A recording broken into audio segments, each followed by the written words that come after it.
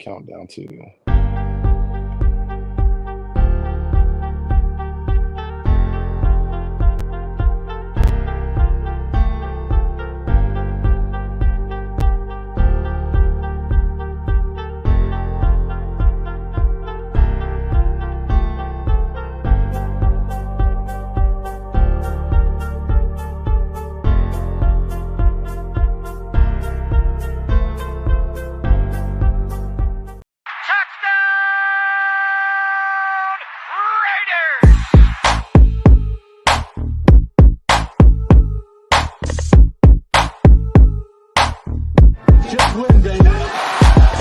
Who you thought I've been rocking for? Ever since a kid, it's been patching skulls. Black and white, you see it on my flags and poles. I'm a Raider, baby, you ain't gotta ask to know. I'm a Raider, baby, you ain't gotta ask to know. I'm a Raider, baby, you ain't gotta ask to know. I'm a Raider, baby, you ain't gotta ask. What's That going on, intro, y'all? What's going on? I know. that I'll be in intro. there. Oh man, I I'm a know. I Raider know. baby. I know. I Oh love that song. Hey guys, baby, it's good. welcome to Uninterrupted with I'm one of the co-hosts, Raider Kush, my main host, Raider at Holly. She is going to have a absolute gem for you guys today. Right here, Gem for you guys. right That's here. right. That's right. Right there. Right there. Right there. That's it. That's it. So, look, guys, I appreciate you guys taking your time out your day. If you guys are working, hopefully, this little bit of message that we bring out helps to inspire you in some way, helps to give you guys some more insight about our first guest that we're going to bring on. This is Uninterrupted with Raider at Holly and Raider Kush. Um, we wanted to come up with this show because there's a lot of people who has some very important gems that they bring up during their lives when they talk. A lot of content creators, and as you guys are getting in, I'm working on my introduction here to my co-host and also to this guest that we have backstage, our first guest. But as we start to get deeper and deeper into having more content creators, we get a lot of people and we just don't know who they are, where they come from, their background, things that they want to let the nation know about them. And they just don't have anyone that's going to do it and do it uninterrupted. So I'm going to give the intros, and then I'm going to sit in this little box right here and I'm going to enjoy it as well. If I have any questions, I'll jump in as well. But I want to be able to introduce you guys to my co host, someone who is near and dear to the Nation family, to the NWA family. My sister Holly, she has put in the work as a mod. She's put in the work as a viewer, as a commenter, as a supporter, and now as a content creator.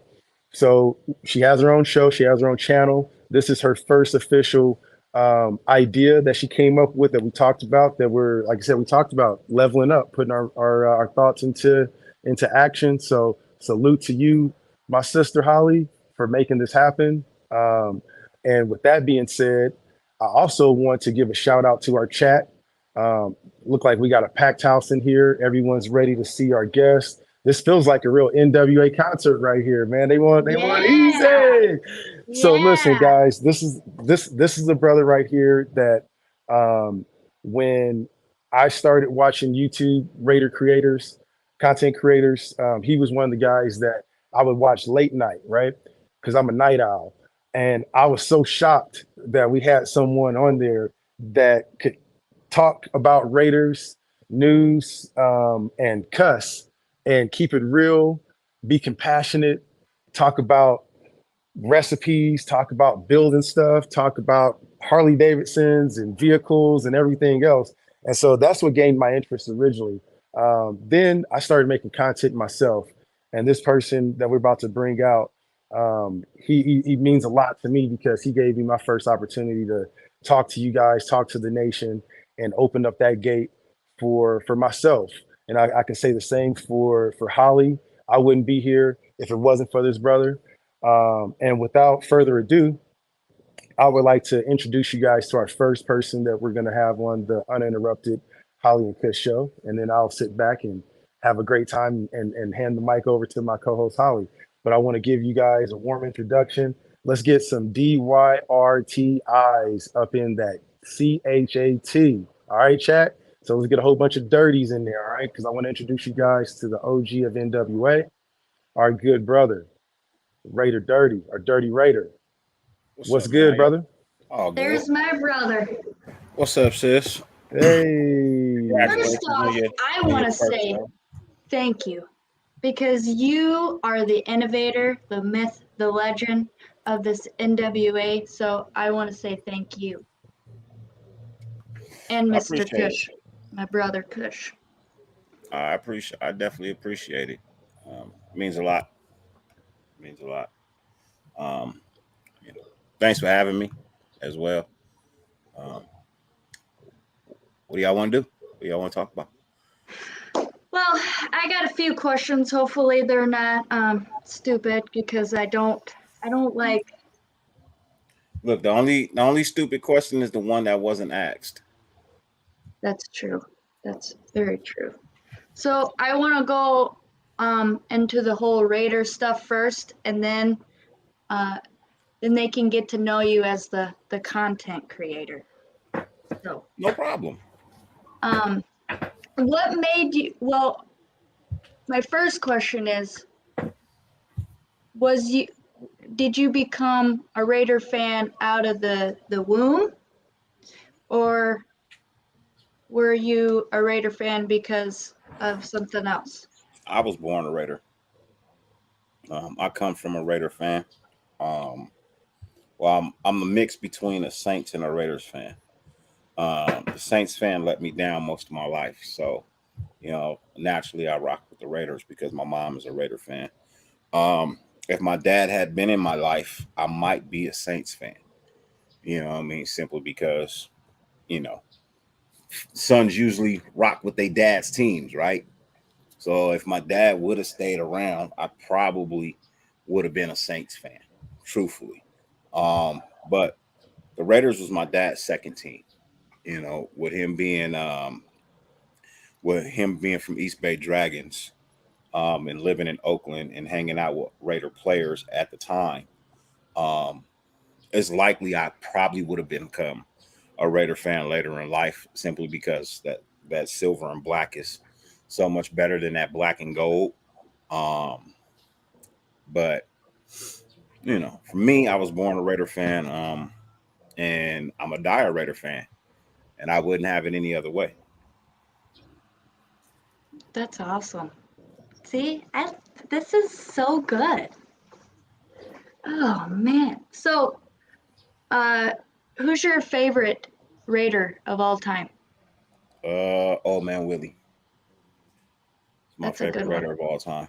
Um, Simply because I'm a defensive back by nature. You know what I mean? Um, but I became, a defensive back truthfully because of Ronnie Lott. Really enjoyed watching Ronnie Lott when I was a kid. Um, be it in Frisco or be it in the silver and black as a Raider. You know what I mean? Um, I just like the way Ronnie Lott played the game. Physical, fast. You know what I mean? Intelligent. It just it just astonished me watching him play. So I naturally became a defensive back, and but old man Willie is my favorite, simply because of the way he treated me when I met him for the first time. Um, I had a favorite Raider before that, which was Bo Jackson. Um, but then I had a chance to meet Willie Brown in person, and just purely based off the way he treated me and talked to me, and you listened to me, he instantly became my favorite Raider of all That's time. awesome. So, That's really, really, really, really awesome. what's up, And Queen? Salute. that's really nice that there's certain players out there that go ahead and they have that sweet and niceness to them because they know what it's like to be just a regular Joe, just like we do. Yeah. That's really nice. You find that more in the older players who didn't make a ton of money when they were playing. You know what I mean? Because when the season was over, they were just regular Joes back at stocking shelves, delivering mail, milk, driving tow trucks, working at gas stations. You know what I mean? Those players back then, they didn't make a lot. So once the season was over, it wasn't anything to hang their hat on. So they had to Yeah. get regular jobs. These players these days, season is over, they take vacations we would only dream of in 3 lifetimes. So, you got to take your hats off to the older players who are still around, because they still treat fans like, they were treated average Joe. So Exactly. That's why I wish I would have got to meet the Mad Bomber. I thought he was pretty cool. yeah, a lot of people I wish I would have met.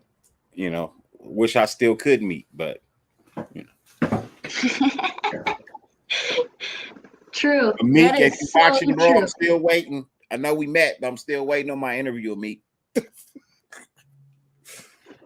So I don't have this written down. So if you could be the owner of the Raiders organization, what is your thing that you would like to do? If I was the owner of the Raiders, what is the one thing I would like to do? Yes. Win the Super Bowl. Yeah. Win the Super Bowl a couple of times. Yes. I would definitely, if I was the owner, I would definitely bring that all black uniform for at least one game a season. Oh, that would be so sweet. Yeah. Those are probably 2 things I would definitely want to do as a owner. You know what I mean? Find a better barber. Why would I need to find a better barber if I was the owner? That makes He's I talking wouldn't about have. he's talking about Mark I Davis. would still be me. Like, my barber is not a screw up, bro. I don't know. I don't know about that one. Like, you trying to talk about my hair? Best to apologize. Nah, I think that was more for South Carolina. You better that was more for apologize. Mark Davis. I think that was a Mark Davis reference for sure. Salute to you, OG. Oh, that's so funny. Another thing I don't have written down, but this is now I lost it. It's all So right. It's your first show. You know what I mean? Take your time. No rush. I'm here for a minute. Hey, you just let me know and I'll step in. I got a whole arsenal ready to go. You just let me know, Holly. And I got a shitload of answers. Yeah, you do. So, like, what did you think of the whole draft? Overall, including UDFAs, Yes, all of it. one of the better drafts we've had in the last 10 years. Did it make everybody happy? No, it didn't. But has any draft for any team made everybody happy? It hasn't. You're gonna have your ups, you're gonna have your downs, you're gonna have your people you like, you're gonna have your people you don't like. There's only one draft pick that I don't like. And well, there's 2 draft picks that I have problems with. One I flat out just don't like at all. The other one I just question. Trey Tucker's I question. O'Connell I don't like at all. I get the Connor Cook vibes when you tell me about O'Connell. I get those Connor Cook vibes. So, I literally just didn't like that pick at all. I would have gave it an A if they didn't draft him. True. Especially on a trade up back into a 4th round and get a guy you could have got in UDFA. I guarantee you that. Yeah, that was not a good pick. If you got any questions, Kush, you're more than welcome. Oh, absolutely, absolutely. I just wanted to make sure you got everything, and you can always. I'll pass it right back to you. I'll definitely keep that going. I know Dirty. Me and Dirty have a morning show that we talk about a lot of different things, just non-Raider related, just life stuff. And one of the things that popped up that I'd like to discuss with you, man, is one of the questions that you ponder yourself. Um, you could be able to sit down and you got a table full of people. Who's at your table, you dead or alive, that you can be able to sit down and just talk life with, talk Raider football, talk whatever you want to with, but no holds barred. Who would you who's on your list that you could sit down and share a meal with, and even some coffee and some dessert as well too if need be. Uh, my father, his father, my mom's dad, um, Malcolm X,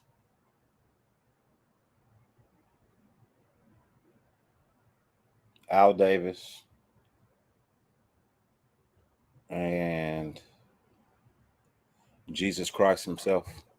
Ah, that is some And good why? picks.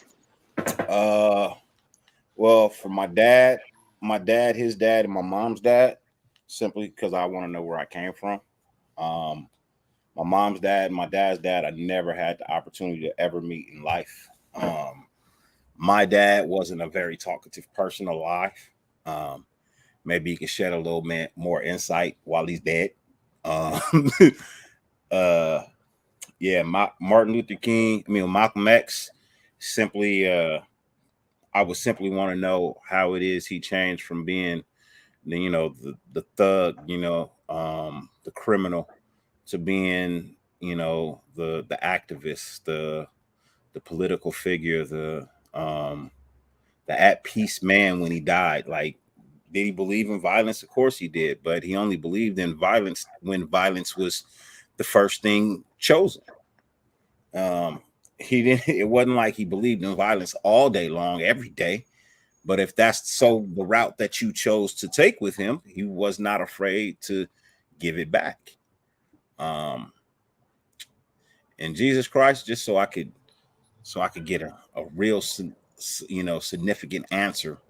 You know what I mean? Just purely based on what's the purpose of most people. Like, I will want to know what was the purpose of your father creating this world. You know what I mean? Like, in the end, like, what was the true purpose of this whole experiment? Because we're all experiments. That's why we're all different. So I would just want to know, hey, what was the true purpose of this experiment? Because it's not going to last forever. It's going to end at some point, right? What was the whole purpose of it? Two more follow-ups to that. Where are you going to go eat at with all those diverse people? Any place, any era, anytime. And then the second part to that, what vehicle are you driving to go there? You don't have to have them in the vehicle, but what vehicle are you driving to go Oh, meet up so with them? I'm pulling up in a Ford GT, A Ford GT40, GT? the Ford GT40. Uh, Okay. Yeah. um, and I'm probably gonna eat at Lowry Steakhouse here in Los Angeles. Man, you got a diverse group there with your bloodline, Malcolm X and Jesus. Man, that'll down there put some tears in some people's eyes, man. That's beautiful. Yeah. Salute to you on that. I got to tell you. Yes, I Holly, you have do. any questions before I go any further? Um, not really on the whole like Raiders, but if you still have some Raider questions, you go for it. All right. So Dirty, we talked about your background, right? And growing up in California, mainly most of your life. Your pops was a bit of a Saint fan as well too, so you got a little Saint background. You got the Raider background. What is it about when you first saw the Raider? Because everybody can be born into the nation, but like, what was the first time that you was like, oh yeah, I'm rocking with these guys? And then also, talk a little bit more about your California experience. Like, I know that you've been a dude that lived in Southern California as well as Northern California.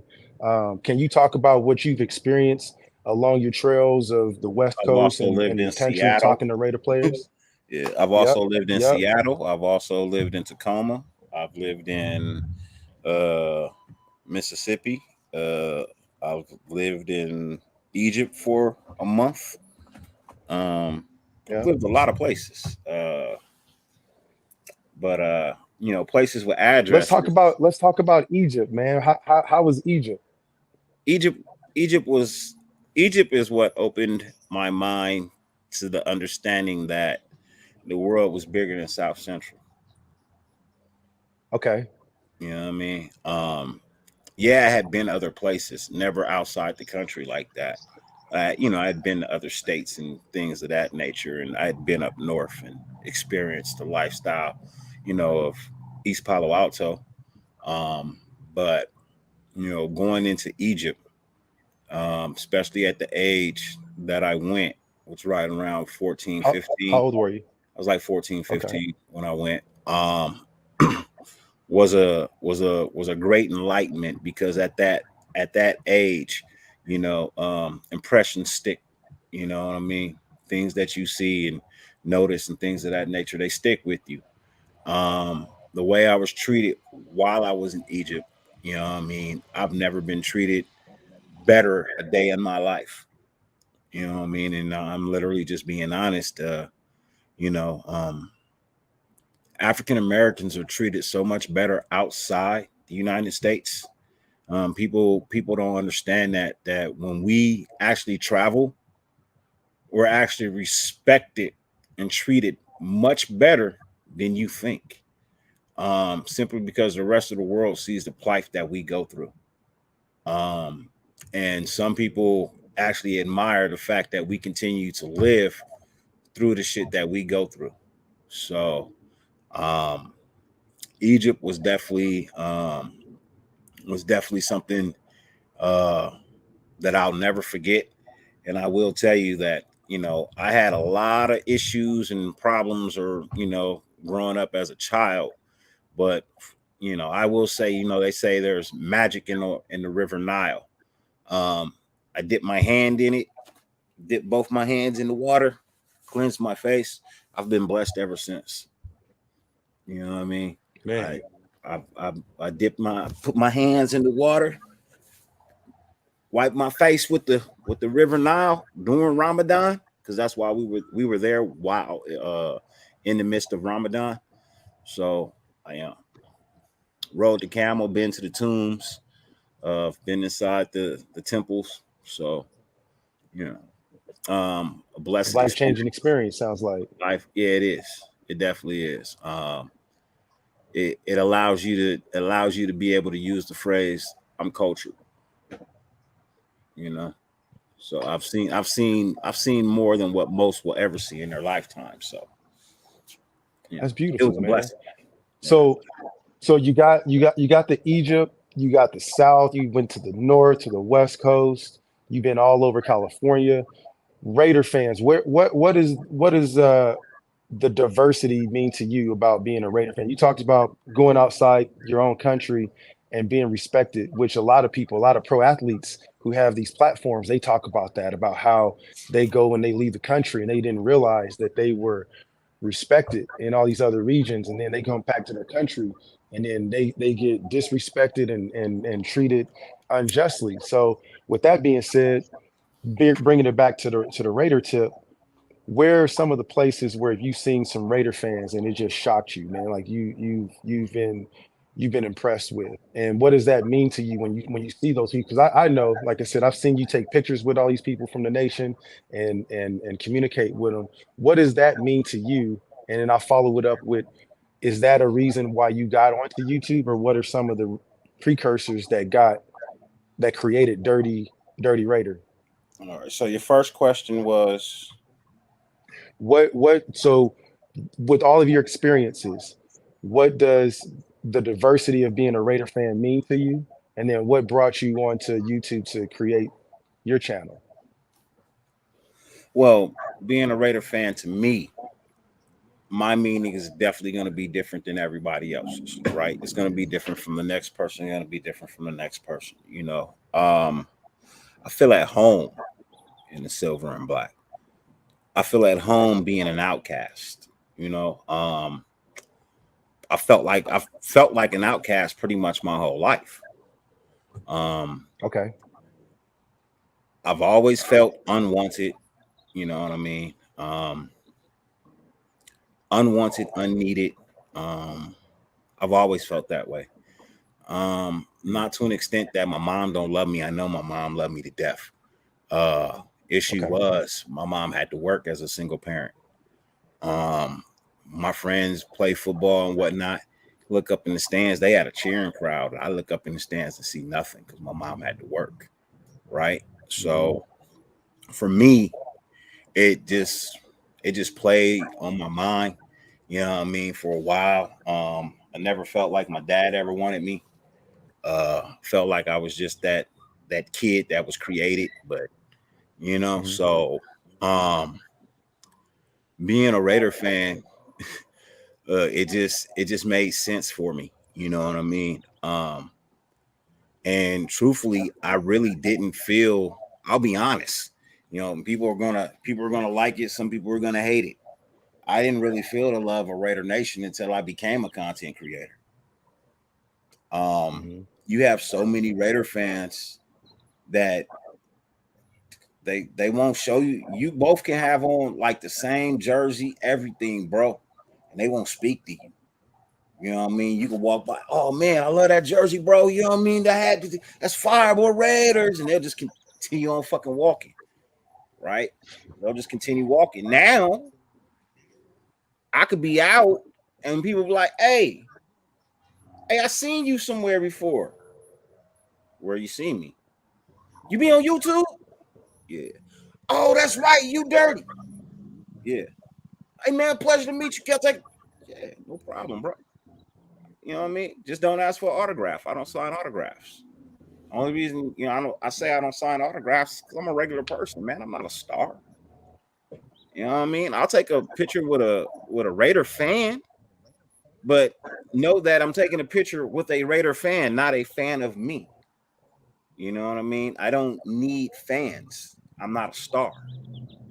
You know, I never asked to be a star. I don't want to be a star. I just want to be me. You know what I mean? Would I like to have the star numbers? Of course. But when you see me, I want you to treat me like a regular person, not a fucking star. Because I'm not. You know what I mean? I'm not. Stars are in the sky and they burn out. I'm not burning out. You know what I mean? Like, because I'm never gonna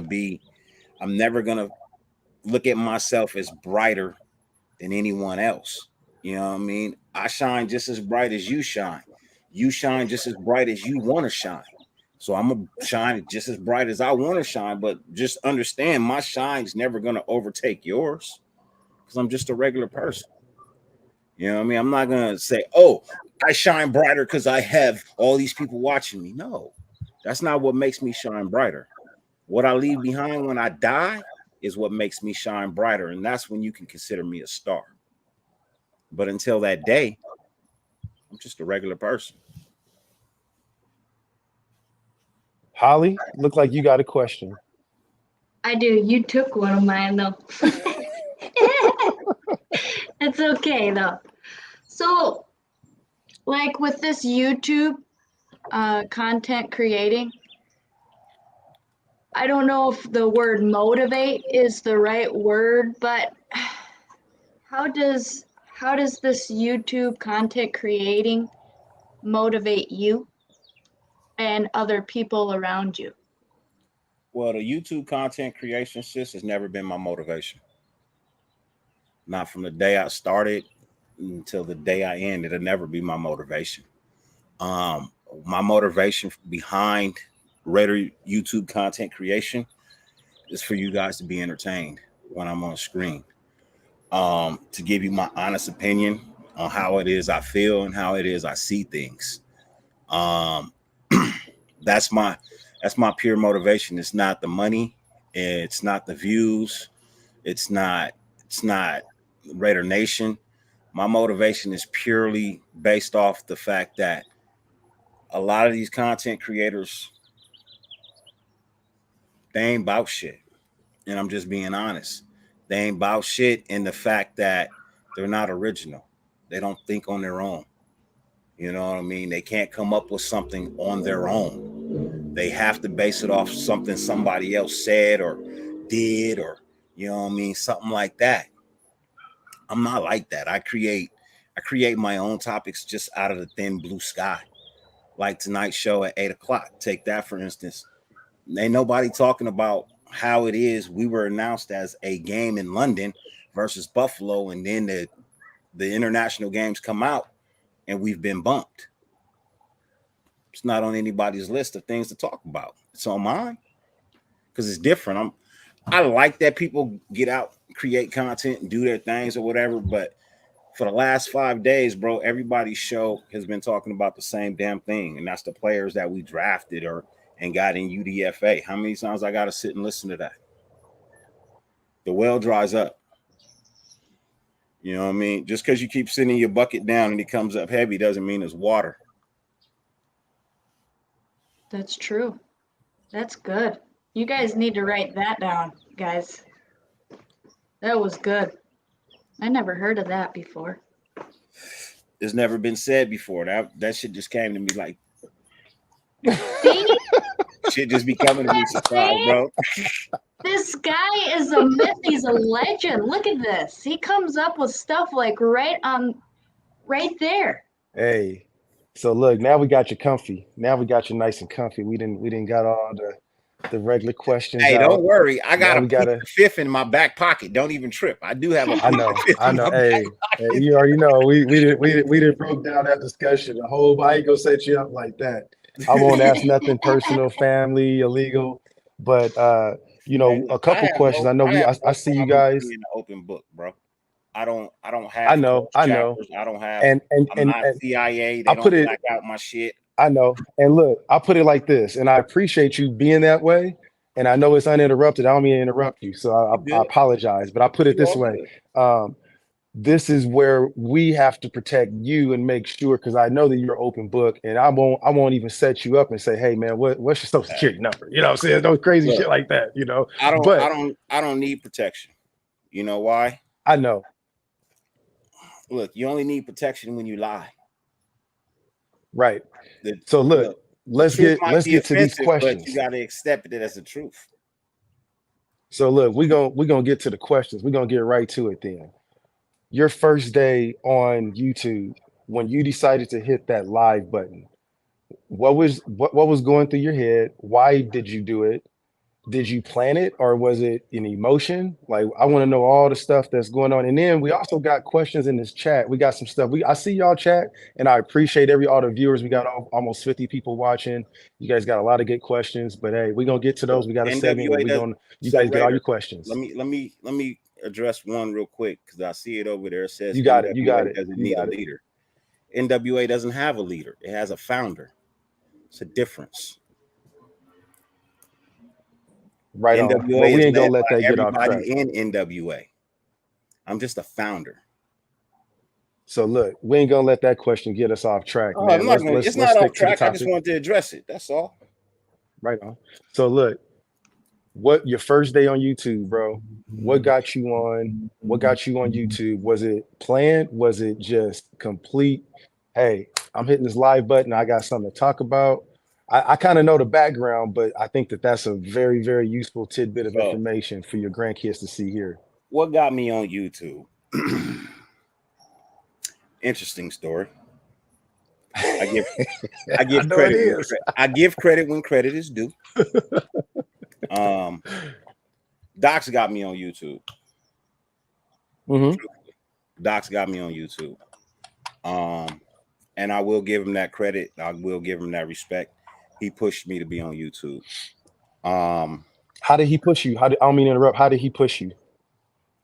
He just kept telling me, bro, because we had conversations before we had a fallout. We was cool, right? And we would have genuine conversations. I honestly don't know where it went wrong. Don't know if it's something I did or not. I don't know where everything went wrong. It doesn't even matter anymore. Okay. It's water under the bridge, right? But when I first started out, we were actually cool. And I had thought about being on YouTube for a while. You know, I had contemplated being on YouTube. Just really didn't know what lane I wanted to be in. You know what I mean? What it is I wanted to do, what I wanted to talk about, how I really wanted to carry myself, things of that nature. Got you. It started with his channel in actuality. It was a mental health show. He had a guest lined up. He was supposed to do a show with him. His guest backed out. So he reached out and was like, "Hey, you know, my guest backed out." You know, and then he didn't reach out to me personally. He put out a text. You know what I mean? Basically, hey, you know, if anybody wants to pull up, you know, I got a free show. Let's have a conversation. So I hit him on a DM. You know, hey, bro, you know, if you so need somebody to talk to, or mental health is a thing that I'm, you know, really starting to get involved with or whatnot, because I really started knowing I really started realizing that I was suffering from mental health issues as well. I used to be one of those guys that was like, people just using mental health as an excuse. You know what I mean? Not really realizing I was suffering from the same symptoms. And then I figured it out, and he was doing mental health shows, and I would literally tune in and watch. You know what I mean? I would watch his mental health shows and you know, his Raider shows or whatnot. And you know, so I told him, hey, look, I got no problem coming on and talking about mental health. So we did a show. Show did really well. If you go and look at it, if you go back and look at his channel, if you so want to, it's one of his highest How rated. long ago was that? I don't mean to interrupt. How long ago was that? 2 years now. I want to say 2 years. Okay. It's about 2 years now. It's one of his highest rated mental health shows. And then we started linking up and doing mental health shows together. You know what I mean? On his channel, I would come in and be a guest host. You know what I mean? But we would talk to people. We would listen to people. If he had some advice, he would give it. If I had it, I would give it. You know what I mean? And it just kind of grew from there. He would have me on to talk about, you know, football and things of that nature, especially the fan shows and things of that nature. And it was actually like really cool when I started actually getting comfortable with being on screen. I've never been one that likes the way I look or sound on screen. You know, I never liked how I looked. I never liked how I sounded. And that was really due to my mental health. Not being happy with myself at the time. And I will say that Brody actually did help me with that. You know what I mean? Like he really did help me like get over my insecurities of being on screen. Right. Which is one of the reasons why I'm actually more hurt than upset about not being cool with them. You know what I mean? Like I'm not really mad. I'm really more personally like disappointed. You know what I mean? And when I get personally disappointed in somebody, bro, there's really not any going back from that. You can't undisappoint me. You know what I mean? Like it's not. I'm not going to give you the opportunity to disappoint me again. So Question: if there was something that could be done to be fixed, and we don't have to get too deep into it, but if there was anything possibly in any universe that could be done to be fixed, and you could see a completely united Raider Nation, what would it be? If it's a new house, a Ooh, new that's good. whatever. I know you're not a monetary value guy, but if there was anything that you could see in a crystal ball that you can be able to make it right, how would you make it right if there is anything possibly done? uh, I would take tapes of now, Back to the Future, and show people exactly what to expect if they continued on the path that they was headed down. I'm talking about with docs. That's what I'm talking about too. Okay, okay, okay, okay, okay. That's what I'm talking about too.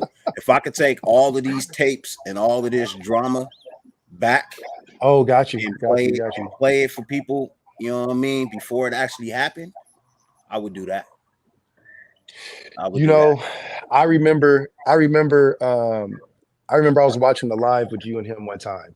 You guys actually predicted this. I don't know if you remember this live, but I remember a conversation that you and him had. And it was about 2 years ago, and you were just getting your channel up, and you had your numbers, and you were like, "Look, my numbers is my numbers, but I guarantee you that if we were talking about some beef or some drama, drama sells." And I remembered that. Do you remember that? I don't know if you remember even remember that conversation. I How do you remember. feel about that? Do you feel like you feel like that was predictory into what was going to happen, and like you fast forward like a 6 months, 9 months later, and it's exactly how it happened? I wouldn't call it. I wouldn't call it a prediction. More or less of just a vision based on history. That's why I tell people, you know what I mean, if you're in school, it's three things you want to learn. You want to learn math, you want to learn history, you want to learn English. You can't do good business without English. You can't count your money if you don't know math. And history will repeat itself if you don't understand what happened in the past.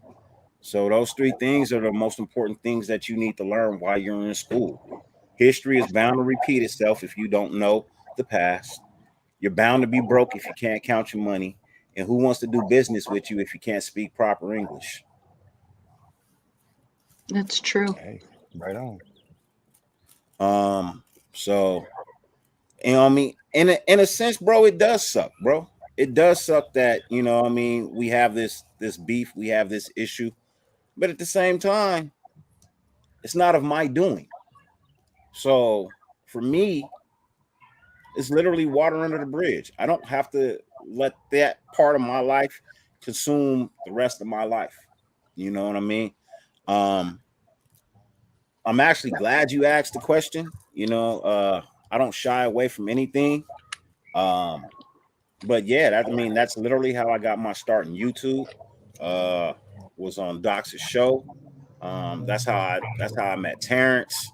That's how I met NorCal Jesse. That's how I met Raider Paul. I mean, pretty much you can almost say that's how I've met everybody. You know what I mean? That's how people knew who I was on YouTube, you know, by being a guest over there, which is fine. You know what I mean? I've always I've always said I appreciate everything that Brody has done, right?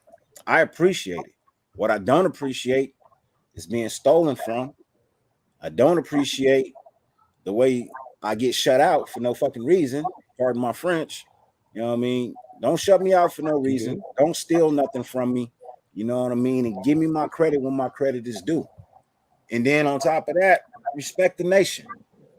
First and foremost, respect the nation. Everybody's entitled to their own opinion.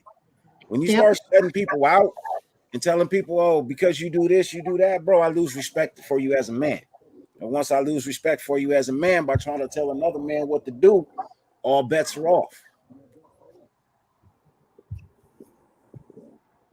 Well That's just said. reality, you know? Well said. So yeah, I used to Man, be thank you cool, for bro. that. I ain't even gonna lie. I would love to be cool one day, but it won't be anytime soon. I guarantee Right. it won't be anytime soon. One day, maybe everybody can get past it. You know what I mean? So, Yep. one day, it just ain't gonna be any day, ain't gonna be any day soon. You know what I mean? But one day, everybody will get past it because they'll see that, in all honesty, bro, it's not that big of an issue. You know what I mean?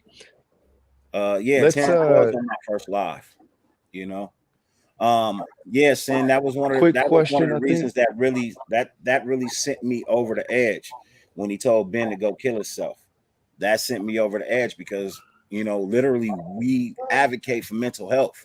And you tell somebody with a mental health issue to go kill themselves. Now, what if Raider Ben would have took that literally and went and killed himself? Who would be to blame for that? Yep. Look, when you wish death on another man, bro, it ain't no coming back from that.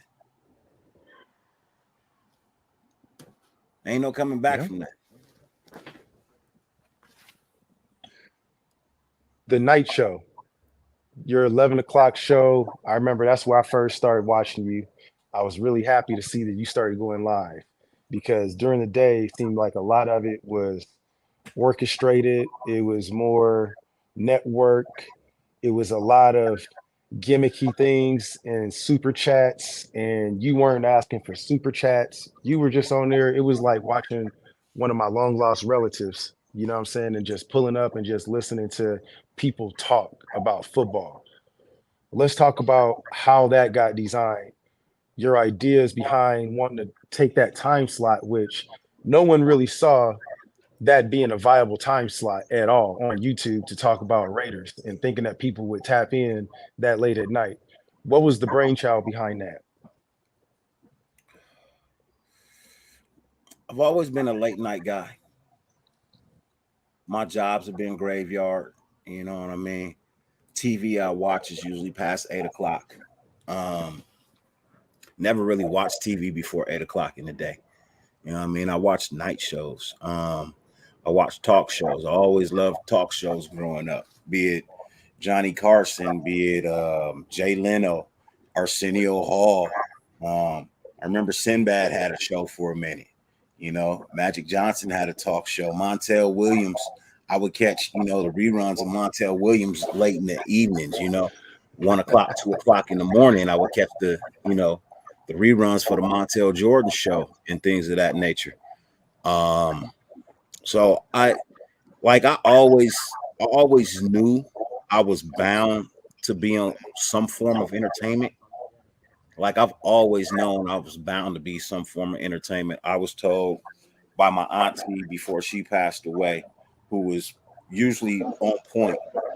I'm either supposed to be a sportscaster or a pastor. I can't be a pastor because I don't believe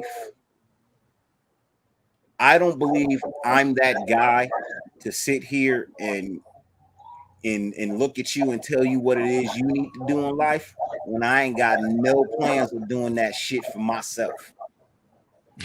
Just being honest. Yeah, I feel you.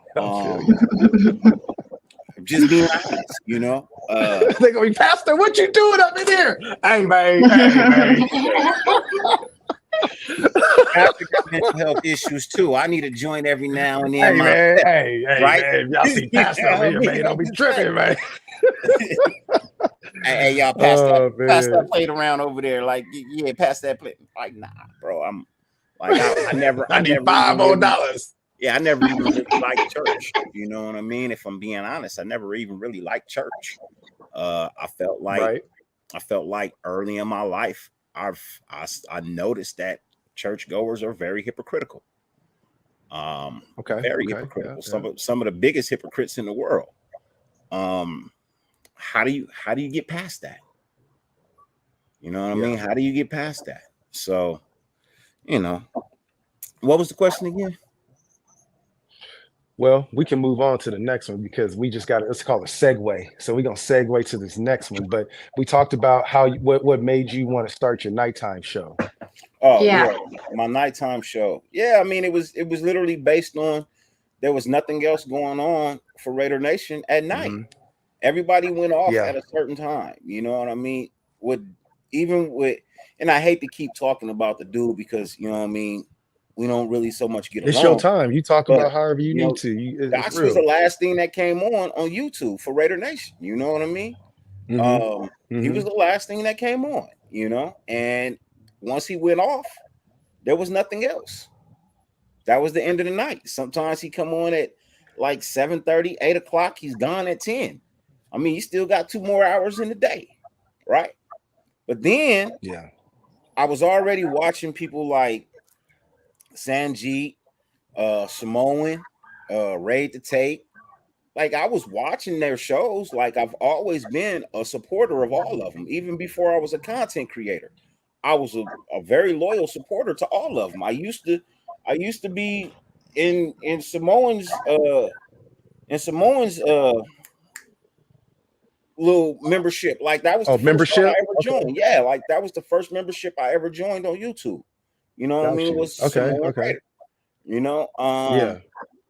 And I watched Honcho too, but I didn't really watch Honcho till after I was watching Docs, and Docs is actually the guy. He's like, "Hey man, you ever seen Honcho?" And I was like, "Nah, I haven't." And he actually sent me the link to Honcho, and that's how I started following Honcho. Okay. But you know, it was Mikey Raider in the beginning, uh, Murph and his crew. You know what I mean? Like I watched all of these guys, really. You know what I mean? I didn't know who a Raider Ben was back then. I'm not gonna shy away from what I've said before. I didn't know who Raider Ben was until, you know, really like a couple of months ago. And that's just Mhm. being honest, you know. I didn't know who he was. Right.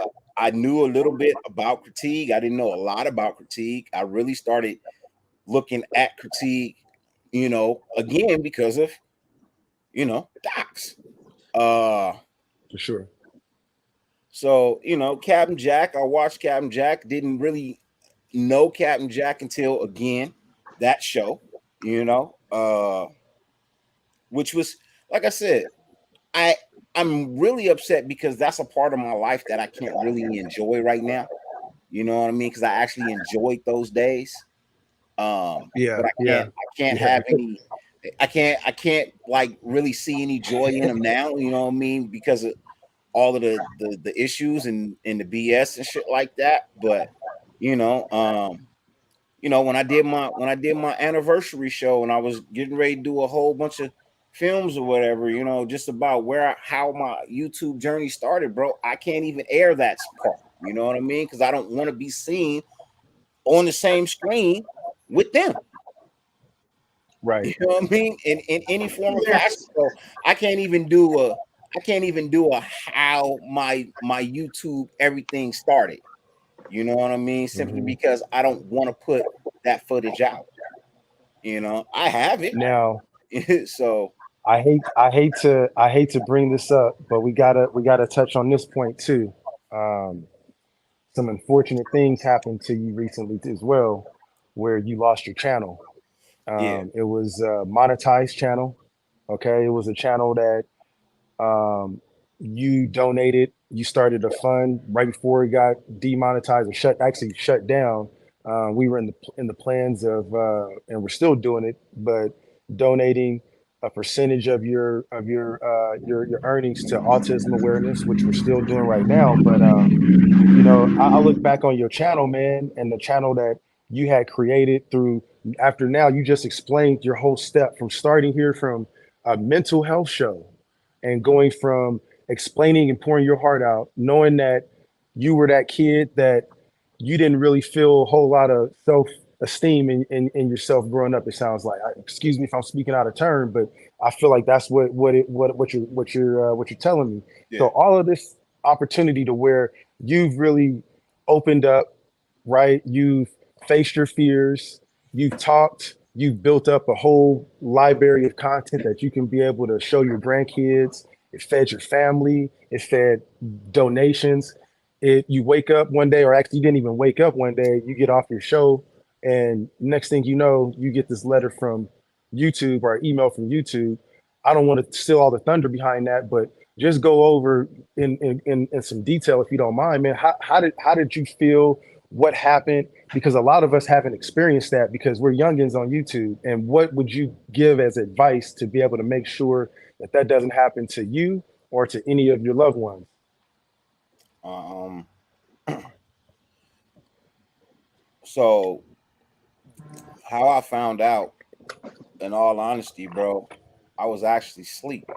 I woke up, Okay. and when I woke up, one of the things I do is I kind of check my phone, right? But for some reason, like I had a bunch of messages, bro. Like messages, you know what I mean? Missed phone calls and messages. And I'm like, well, what the fuck is going on? Like, so I look at one of the Mhm. messages and somebody asked me, hey, bro, what happened to the channel? Did you take it down? I'm like, what did take down my channel? Like, hell nah. So I jump up out the bed, I run out here, and lo and behold, my channel was gone. Like, gone. I didn't get an email from I didn't get an email from YouTube till the next day about them taking my channel, right? So I didn't even get a warning. I wasn't even told why. Um, I I looked at the appeal process. They said no less than 48 hours. I appealed and my shit was rejected in 17 hours. So it's like, really, I didn't get an appeal. You know, now one or two things could have happened. One or two things could have happened. Somebody could have got my channel banned with a lie, or I could have got banned for showing women twerking because of super chats. Okay. Okay. Right? It could have been one of the Got two. you. It's one of the two, right? I don't really lean towards the second one, because if that was the case, you should have gave me a warning the first A time I long did time it, ago. Yeah. instead of letting me do it 45 times before taking my channel. Every time you got a Right? super, and on two So, channels. Yeah. yeah, you know what I mean? So you didn't, and it wasn't nudity. You're right. You know what I mean? It No, it wasn't. wasn't. It wasn't Yeah, nudity. that's Nope, it It was wasn't. It never was. It was nudity. So, practice you strippers. know, that one is a hard one to sell to me. You know what I mean? You could tell me that was the reason, but that would be a hard one to sell to me. The easier one to sell to me is somebody targeted my channel. You know what I mean? Mhm. Now, I could be a dick and do the same damn thing. I could go back to somebody else's channel, you know what I mean, and highlight the fact that they told somebody to go kill themselves, which is a big no-no on YouTube, and have their channel shot down too. But I'm not vindictive like that. I believe karma is a bitch, and eventually karma catches up to everybody. You Right. know what I mean? yep. I am a firm believer in, once I ask God to step in, bro, that is it. I I take it to his feet, I leave it there, I walk away. I don't worry about it anymore. That's why I try to tell people I don't even care. You know what I mean? Holly, what you got? Raider, he Look like said you got I a was doing question this too. his thing to show women for super chats. No, it wasn't. It wasn't his idea. It was my idea. Any and everything you see on my channel comes from me. And 60% of Holly, shit you see on YouTube on other people's channels comes from me. So, amen. you know, like how everybody always asks you if they can go ahead and they can be in the NWA. Can you just give like the whole like background on it and explain to the audience what NWA is? So NWAN, which is what it actually is, we just don't bring the N into it. But NWAN is a network. It's a network of content creators and moderators. You know what I mean? That's literally what NWA is. It's a network of content creators and moderators. Not everybody in NWA is on YouTube. Um, Most of them are, but some of them are not. Some of them are strictly on IG, Twitter, YouTube. I mean, not YouTube, Facebook. You know what I mean? That's where they choose to air their their their their choices, right? Some don't make videos like this. Some make shorts. You know what I mean? That's just what they do. Like Raider Room. Raider Room doesn't really do a show. He does shorts. You know, he does a lot of shorts. When I met Kush, Kush didn't do shows. Kush did IG. He did shorts on YouTube, but he mostly did IG. TikTok. Right. TikTok. Yeah, TikTok and IG. So you know, for me, it was going out and finding Raider content creators that I felt um didn't fit the mold of Shieldmore. You know what I mean? Um, I went and found content creators that Mount Shieldmore would turn their backs on. Um, I went and found content creators that literally were themselves, didn't really too much care to impress the rest of the world by trying to be fake. They literally just wanted to be themselves, air the content that they want to air, have the opinions that they want to have, and be exactly who it is they want to be. that was the whole reason behind Nation with an Attitude Network. And that's just what it is. It's a network of people that you can call on, bounce ideas off of, and continue to help each other grow. That's all NWA is. We have beat writers, you know what I mean? We have people who cover MMA. We have people who cover the Raiders. Believe it or not, I'm actually teetering on reaching out to some other content creators who aren't even Raider content creators. They're creators for other teams.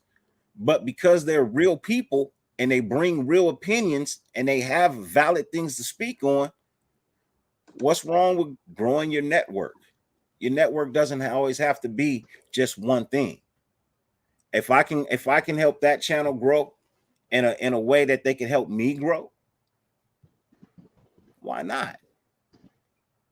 Why not? Nike bought Converse, didn't it? I'm just saying. If you didn't know, you know what I mean? Nike owns Converse. So Yeah. What got you into, like, by the time you ended up getting NWA started, did you feel like you wanted to immediately go after Shield more and just like weaponize it, or was it something that you were like, look, I'm gonna let you guys speak your piece? I know it happened, but I think it's my important to intent be to go able to against talk Shield about more. that. When I created NWA, it was always my intent to go against Mount Shieldmore. I'm not gonna lie, it was always my intent to go against them. Reason being, you know, I wanted to bring you something different. You know, I wanted to bring you something I consider real. You know, realer than your other option. Like I said, I'm not here to, you know, continue to harvest on the beef that we have between each other. But if you ask the questions, I got to give you the real answers. And my answer is yes. I've always had the intent of going up against Mount Shieldmore when I created NWA, because I felt like everybody that I was bringing to NWA was 10 times better than anything in Mount Shieldmore. We appreciate that. We definitely appreciate that.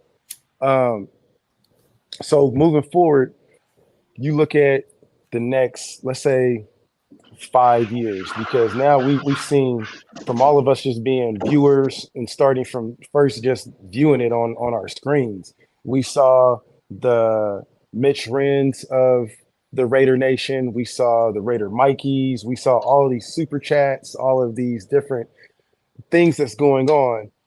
In your opinion, where do you see online Raider Nation content creators going in 5 years? Do you see a big network like what you're creating? Do you see this growing into a whole nother division? Do you see this? What's your thoughts on it, or what's your vision on it going into the future? My vision is to be big enough to buy out Mount Shieldmore and bury their shit. Okay. You know, like how companies take over other companies because they're not doing so hot. Hold up, man. Damn. Hey, man, hold on. I got it. Hey, man, that was good. I wasn't expecting you to get that one out. That was good. Like bro. We can't just skip that. Time out, bro. Time out. It's kind of like we wasn't expecting that, bro.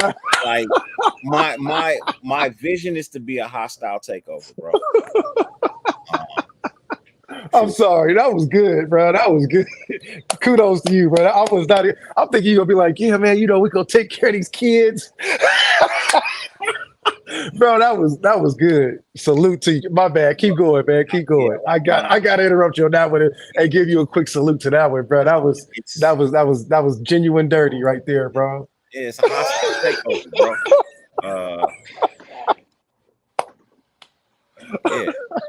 It's, for me, that's what it's all about, bro. It's a hostile takeover, bro.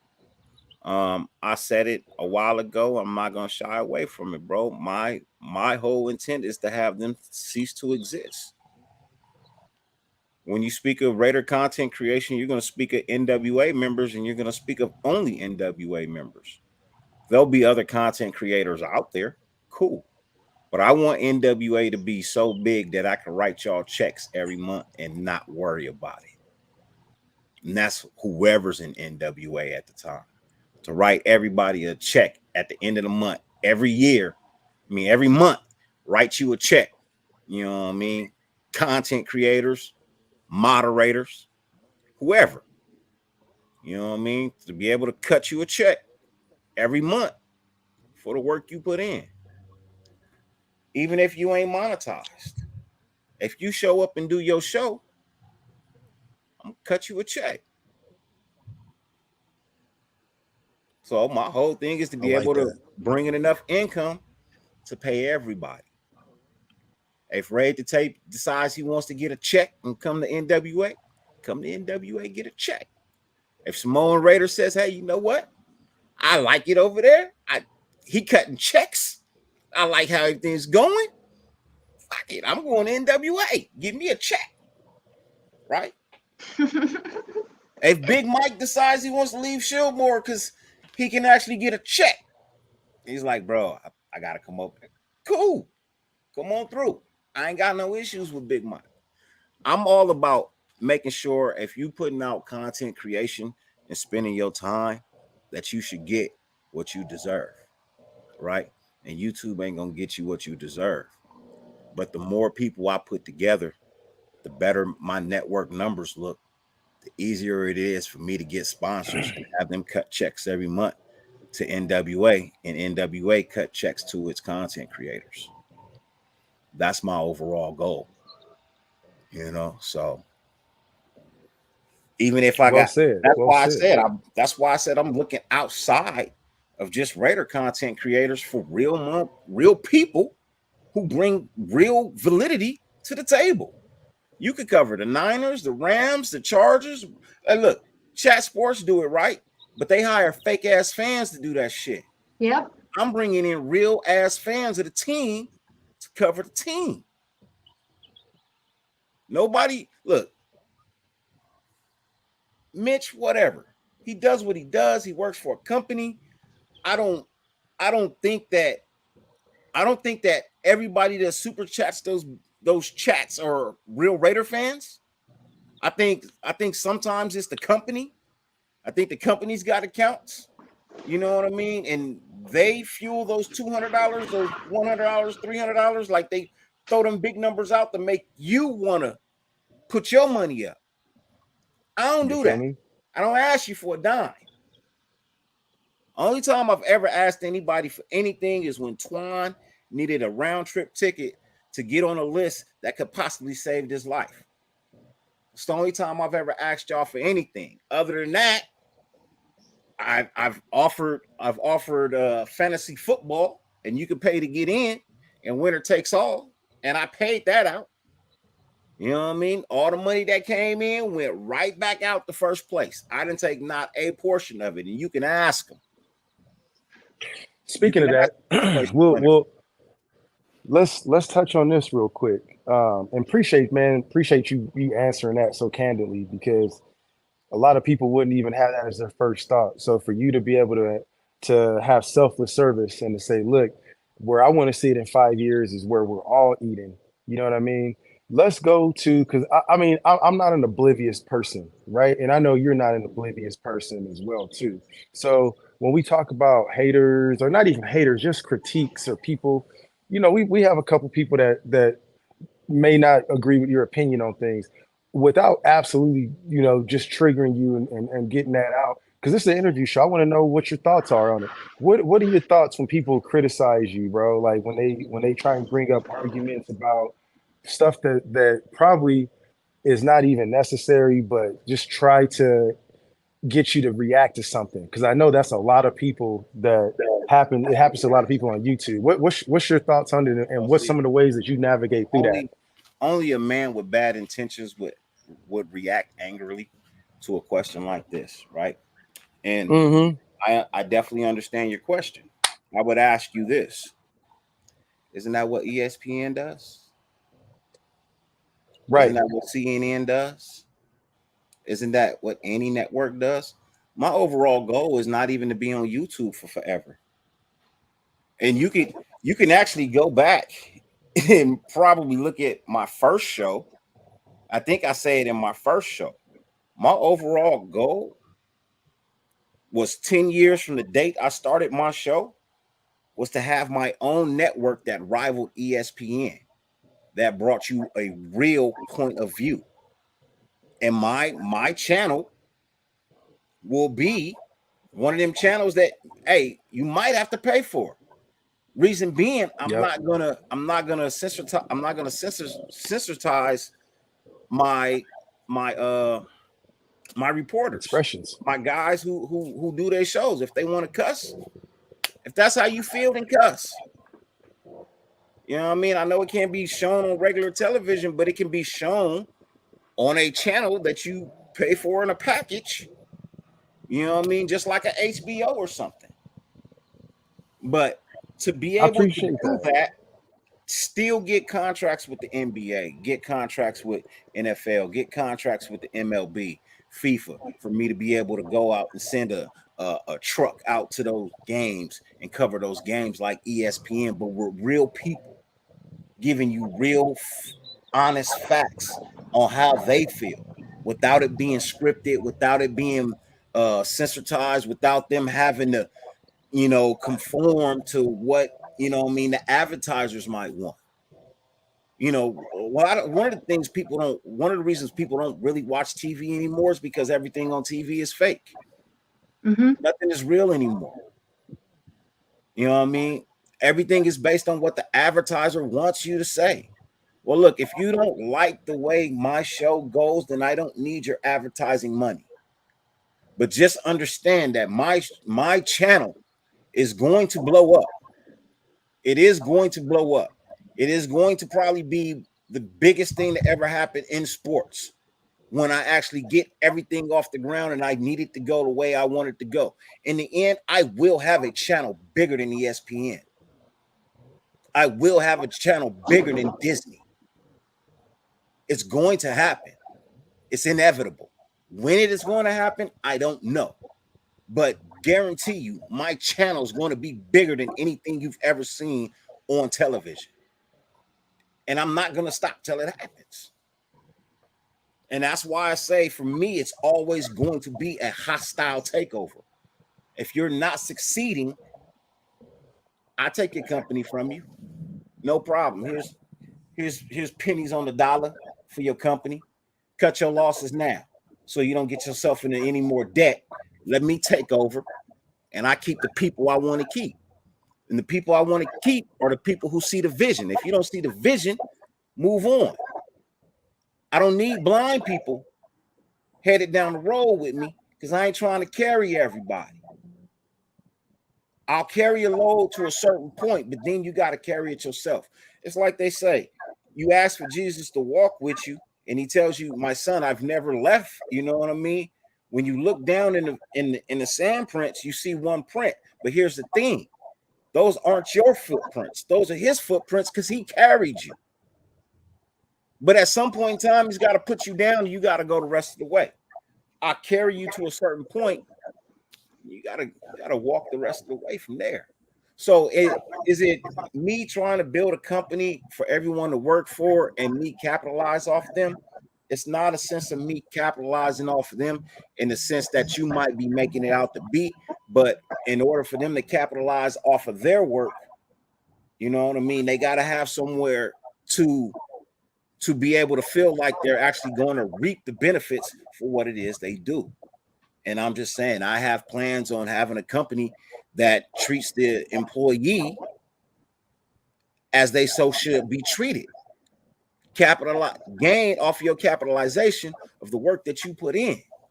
I don't need it all. I don't need the biggest house in the world. I don't need the fanciest cars. I don't need 10 cars in my driveway. I don't need a Lamborghini. I don't need a Ferrari. I don't need none of that. What I need is to wake up in the morning and not have a bill collector on my phone. What I need is to be able to get my kids whatever it is they need at that point in time when they need it, not just because they want it, but because they need it.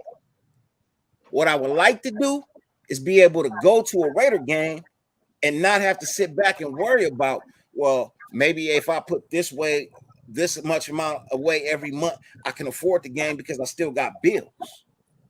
I just want to have a joyful life, and I want the people who create the content to have a joyful life too. That's all. I'm an equal opportunist. Look, you could go in, you could own a company all day long, right? And you can treat everybody like shit. And when your company fails, you can wonder why your company failed, because you treated everybody like shit, right? But I was told when you own a company, you treat everybody the same, from the janitor to the boardroom. Everybody has a stake in your company. If the janitor doesn't show up to work to clean up, nobody wants to come in your office to do business with you because it's filthy. If your board member doesn't show up, you don't get the contract because maybe they had a valid piece of information that didn't get passed to the client. So then the client passes on dealing with you. You treat everybody the same so that they can treat you the same. If I treat you with respect, treat me with respect. If I treat you with respect and you treat me with disrespect, then you're fired. But at the same time, like I said, I'm not trying to take 100 blind people with me. You either see the vision or you don't. It's not the line in my pockets, it's the line in everybody's pockets.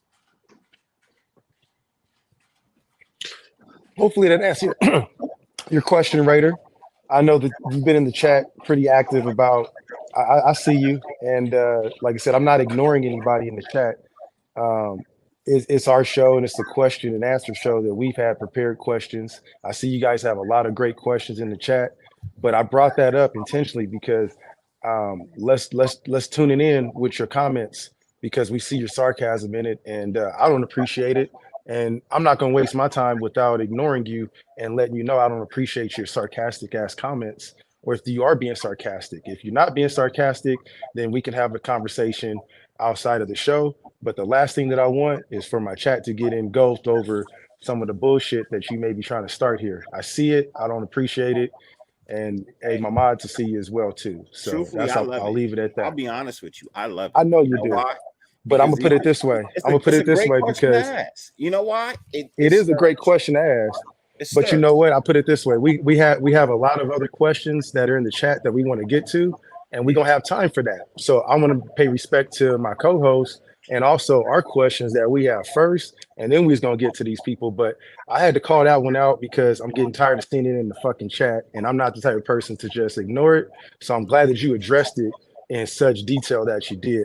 Yeah, stop the fuckery, bro. Basically is what I was trying to say without trying to be a jerk. But I appreciate it because it did bring up some good talk in the conversation. Holly, you got anything that's on your mind? Like you had a question.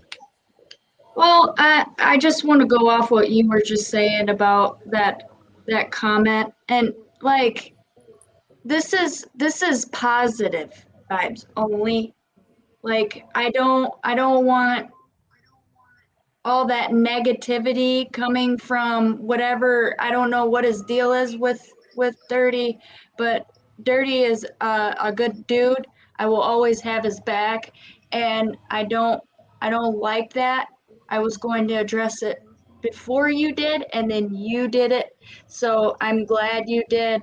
So if you're not going to go ahead and ask positive questions or even just lift people up, then we don't need you here. Okay?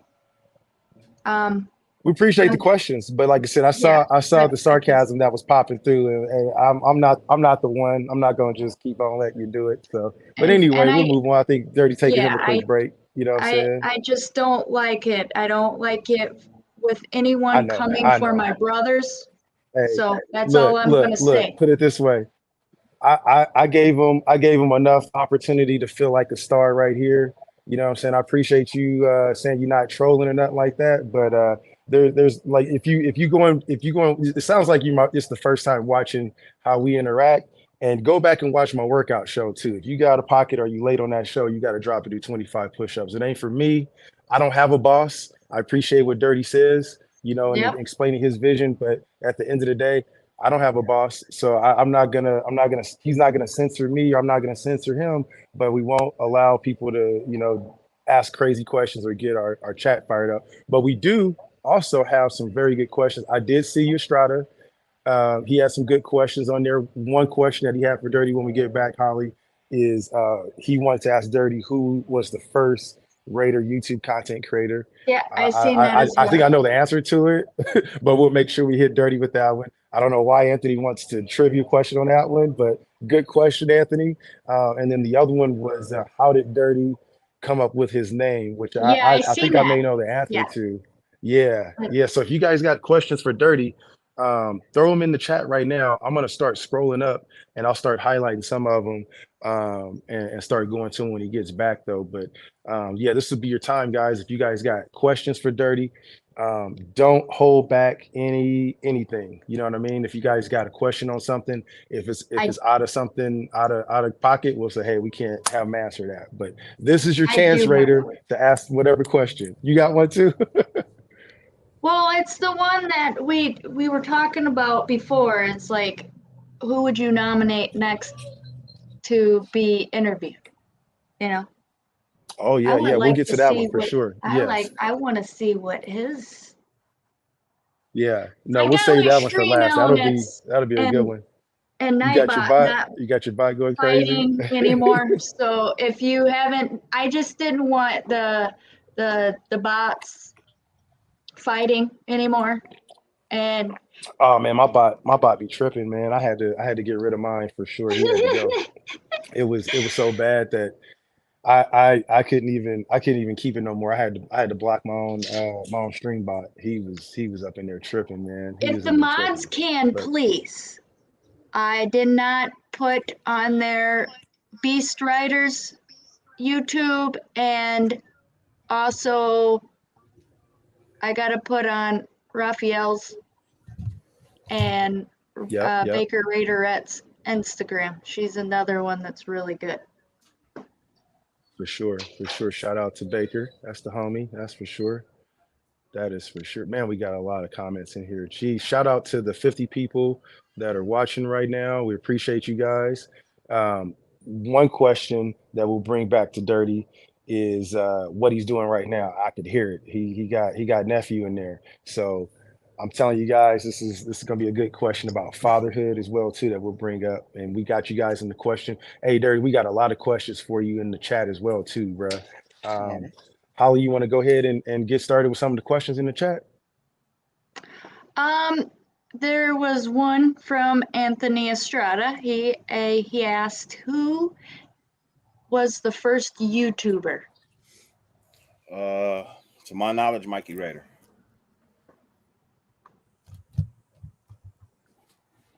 All right. My And then the knowledge, next Mikey one Raider. was how did you get your name Dyrti?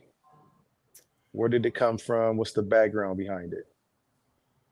So my name Dyrti actually comes from my motorcycle club. It's also a name that followed me around for most of my life. Even as a kid, when I was growing up, my hair in the summertime was like a dirty red type color, light skin.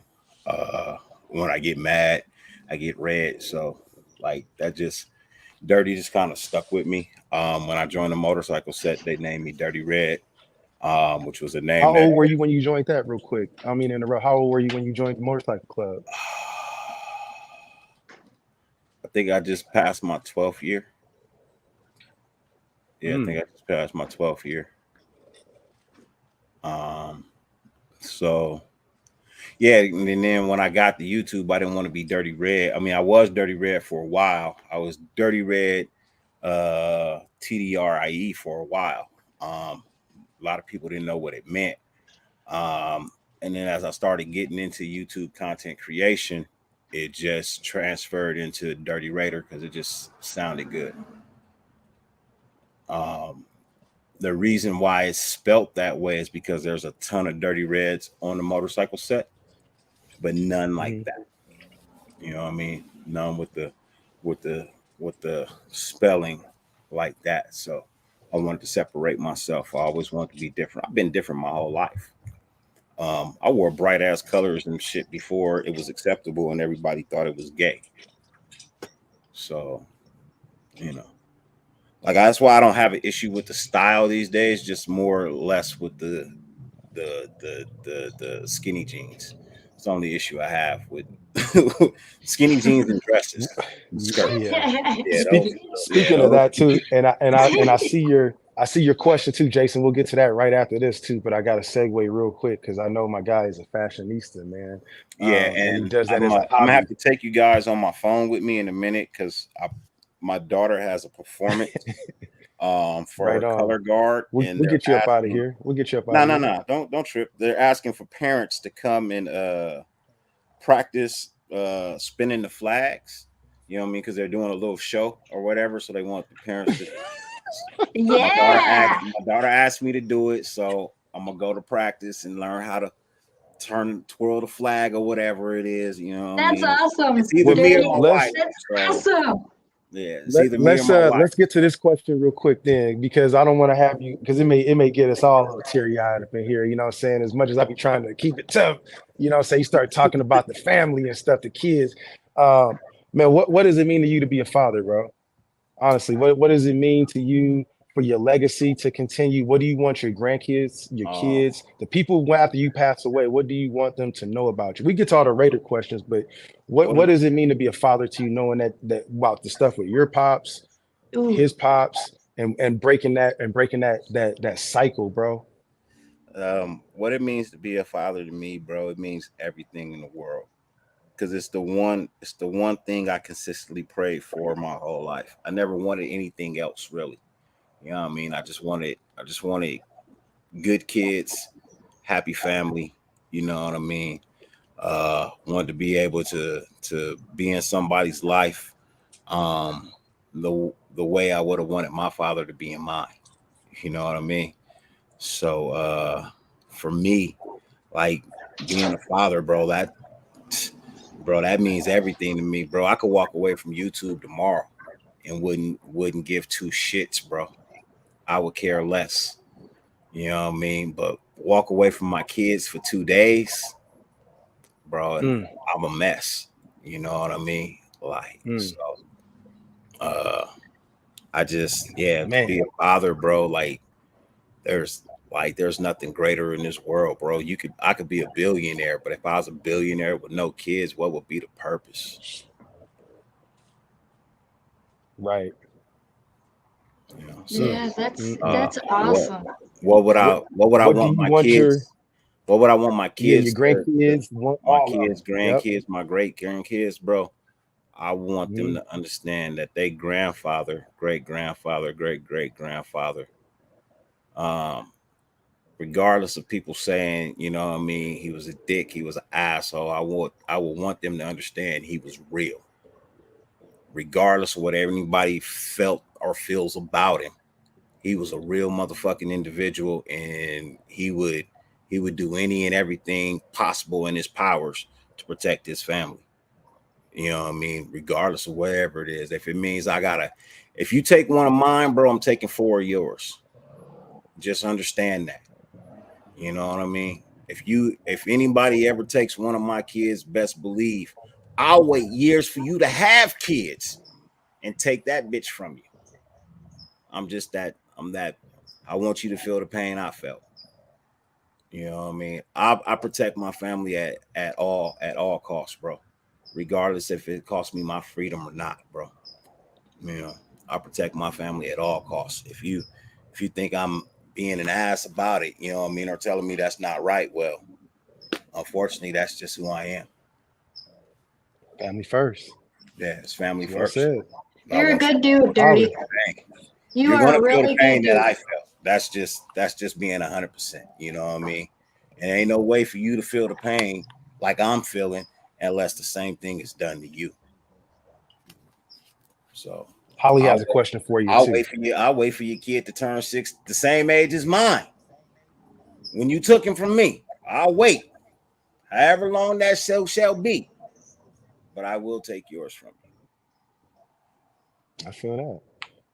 See, you guys Go are ahead, Holly. getting some good like stuff from this guy, and this is what it's about. Like, I really want every single person to I will get to be. know each and every one of you, like the way that I I know you guys. You guys are like really good people.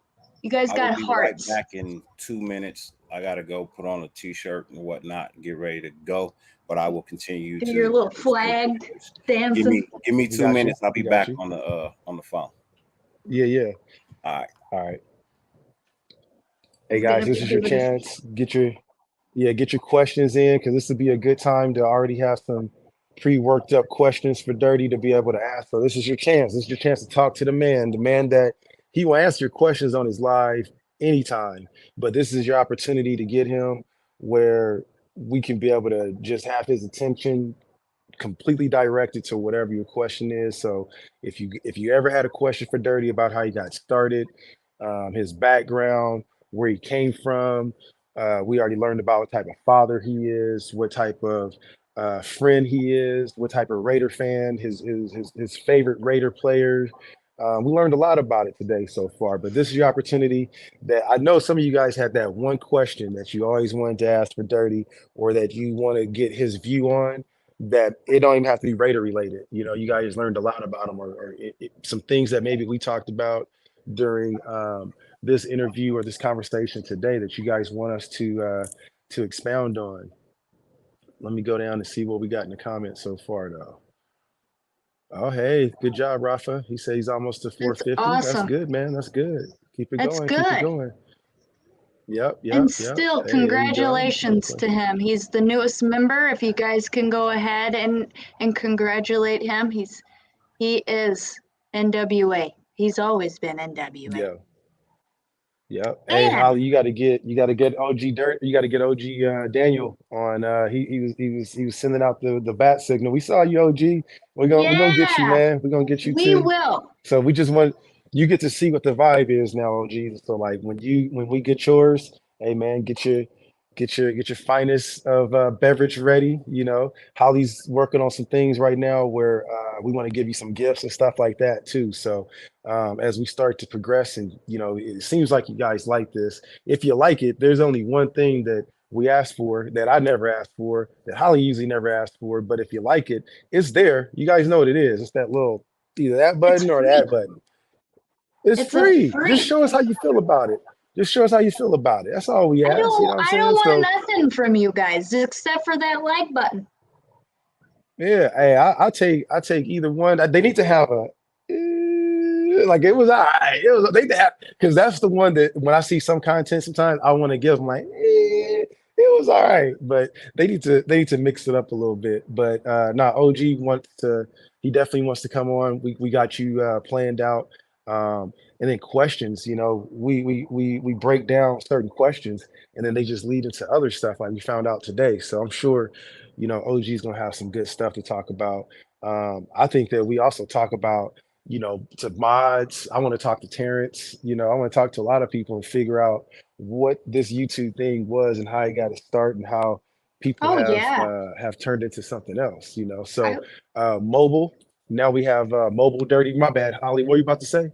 I was gonna say I really would like Terrence to come on too. He he's another Yeah. Hell yeah. he's Yep. another smart man. So mobile, we're gonna bring him back on. We got the man. We're gonna continue. We really appreciate, like I said, just going into what type of father he is. This is gonna be what his grandkids is gonna see right here. Is that he said, number one, I love my family. That comes first. I'm taking out four of your bloodline if you take out a one of mine.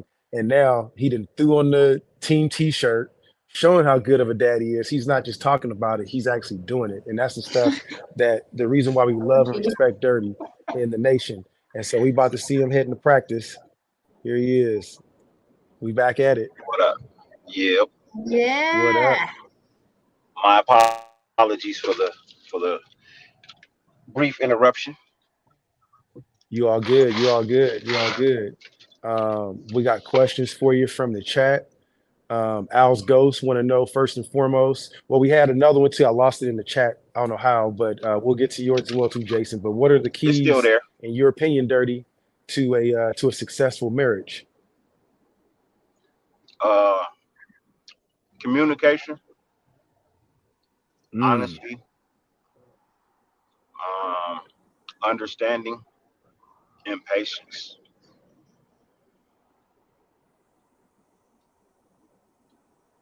those are good. Yep. Those are good. Sinister said he learned a lot today. Good man. That's what we do it for. Dirty. This is from Raider Pete. He says, "Dirty, earliest Raider memory that impacted on you, on or off the field." My first memory ever watching Marcus Allen in the Super Bowl. Mm, Second memory, being on the sideline when Bro broke his hip. that's cold. That's something to remember right there. Most people That's that the one wasn't that even sticks born during out to that me the that era. most. But the Marcus Allen run is the first time I ever watched the Raiders do anything. Mhm. By the way, guys, make sure you go and subscribe to Life of the Nation. I'm sure everyone that's in here already is, but pass it along to your aunties, to your cousins, to your uncles, to your brothers, to whoever, and make sure that they follow as well too. And then they family and friends follow as well too. We got to get Dirty up to he's on his road to 1,000 right now, getting him back to monetization. We're gonna show people that if he can do it once, he can do it twice. He can do it three times, four times, as many as he needs to. He's a Terminator. So let's make sure we support him and let's get the same people that's back into it. Uh, he made me laugh on that one, bro. Like talking about transition. Come on, bro. Dirty. What is your favorite childhood memory, bro? What's your favorite childhood memory? That's a crazy question, bro. You ever have that moment in your life where your childhood just plays in your head and you just don't know where it came from? I had one of them moments last night, man. I was trying to put my son down to bed, you know what I mean? And I was just laying there with him, bro. And one of the things that Mm-hmm. popped up in my head was uh, playing in my backyard in East LA, or being in my grandmother's house, you know what I mean, which was literally right next door to me in East LA, you know what I mean.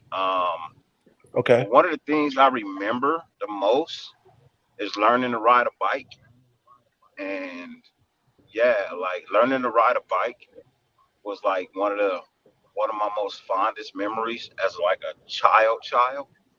Um, Simply because I knocked my front two teeth out when I was a kid, just you know, um, trying to do things I saw on TV.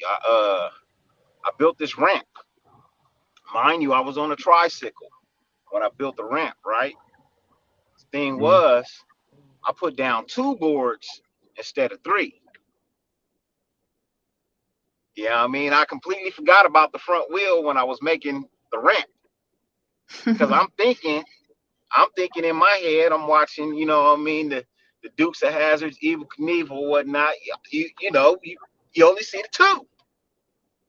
Didn't even really contemplate the third wheel having to need a ramp, and went to hit that jump and that wheel went in the middle and the two wheels went up on the ramp. Oh yeah, flipped the brother over, knocked my teeth out. But yeah, after that Damn. I remember, just really learning how to ride, what I mean, a bicycle, and you know, Be right back, Holly. I learned Okay. how to do wheelies at my grandmother's house in the driveway. You know what I mean? That's where I learned all my BMX stunts when I was a child. So I was either on somebody's field court or I was on a bike or a skateboard growing up. So I mean, I've always been active throughout my whole life. So yeah, those I would just say growing up and being being that daredevil as a child, that's probably one of my craziest memories, bro. Like jumping off of roofs with grocery bags, acting like they parachutes. Yeah, Yeah. that's cool. That's a cool story. I got a question for you. If you could nominate anyone to be interviewed, who would you pick to come on here? Uh, if I can nominate anyone, Yes.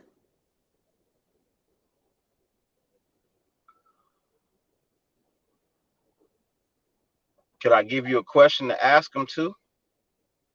Yes. Uh, nope, nope. I'm not gonna do that. I'm not gonna do that. Uh, I was thinking about it. I'm not gonna do that. Um, if I could nominate anybody to be on this channel, uh,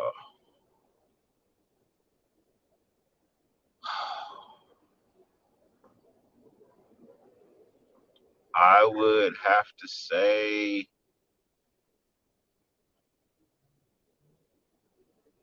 wow, that's a tough one. There's a lot of people I want to hear from. A lot of people I would want to that I want to hear from.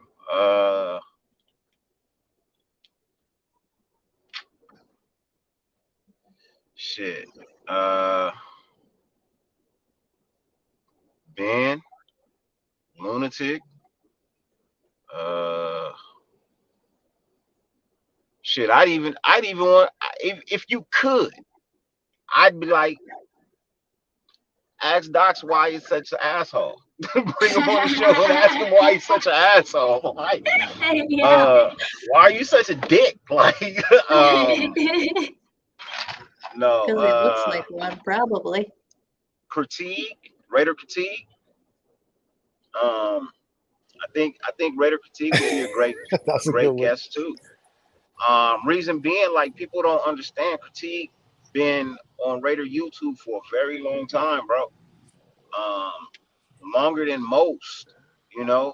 And I mean, you look at his numbers, he's like the 600, 700 range, right? But he's been steadily climbing for years, bro. Like he's been doing this for years. He's never been monetized, but he continues to still, you know, do the shows that he does when he wants to do them. Um, shit, Raider Knight. I would tell you bring him on. You know what I mean? Blind Fury. Like I would, ask you to bring him on. Reach out to those like Mike and Murph. Like if you get Mikey Raider or Murph, like you know, get one of them. Samoan. Like there's so many people that I would love to hear from. You know what I mean? If you could have them on your Yeah. platform, uh, I don't even care what their affiliation is. It doesn't matter to me. You know what I mean? Just I feel like you. This is a great show. You know what I mean? I was kind of like, I don't know where it's going, but I gotta see. And what I see, I like. It's a great show, man. Like the title too. Uh, so Thank many you. people you could. But if I had to, I would say either like Ben or Lunatic. Um, yeah, I would nominate one of them to to be the next to be a guest on your show. That's good Loon, picks. because Loon is Those are damn good hilarious, you picks. know what I mean. But Loon is also very intelligent, and some people don't recognize that. And then Ben is Absolutely. just a soldier, bro. Ben has been at it for a very long time. You know what I mean? Hmm. So, yeah, those would be the guys where I would definitely say, hey, um, bring them out. But shit, you know what I mean? Even Watts Raider, you know, Yeah, you he's know, another long. He's been on here for a long time. yeah. I haven't talked to him before. I would love to talk to Watts Raider. Yeah, I've done a show with Watts. It was a great show too.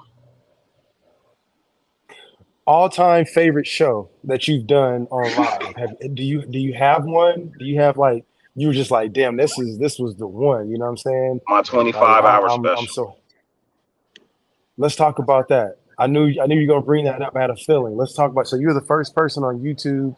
I would say on YouTube history, but I'm not. I don't want to outspeak my or misquote. But I know for Raider content creators, you're the first one to do a over 24-hour show. You crossed the 1 day path going live. Yep, yep. Hi, baby. Hold on one second. I'm talking to my daughter. Hmm. What's up? Hey, baby. You were going to like the parent thing? Yeah, I'm in the. You guys literally just drove past me. Oh, really? Yeah. Well, I'm not even sure if it's still like. Why no parent showed up? No, it's just nobody like mentioned it today. Okay. So I don't know.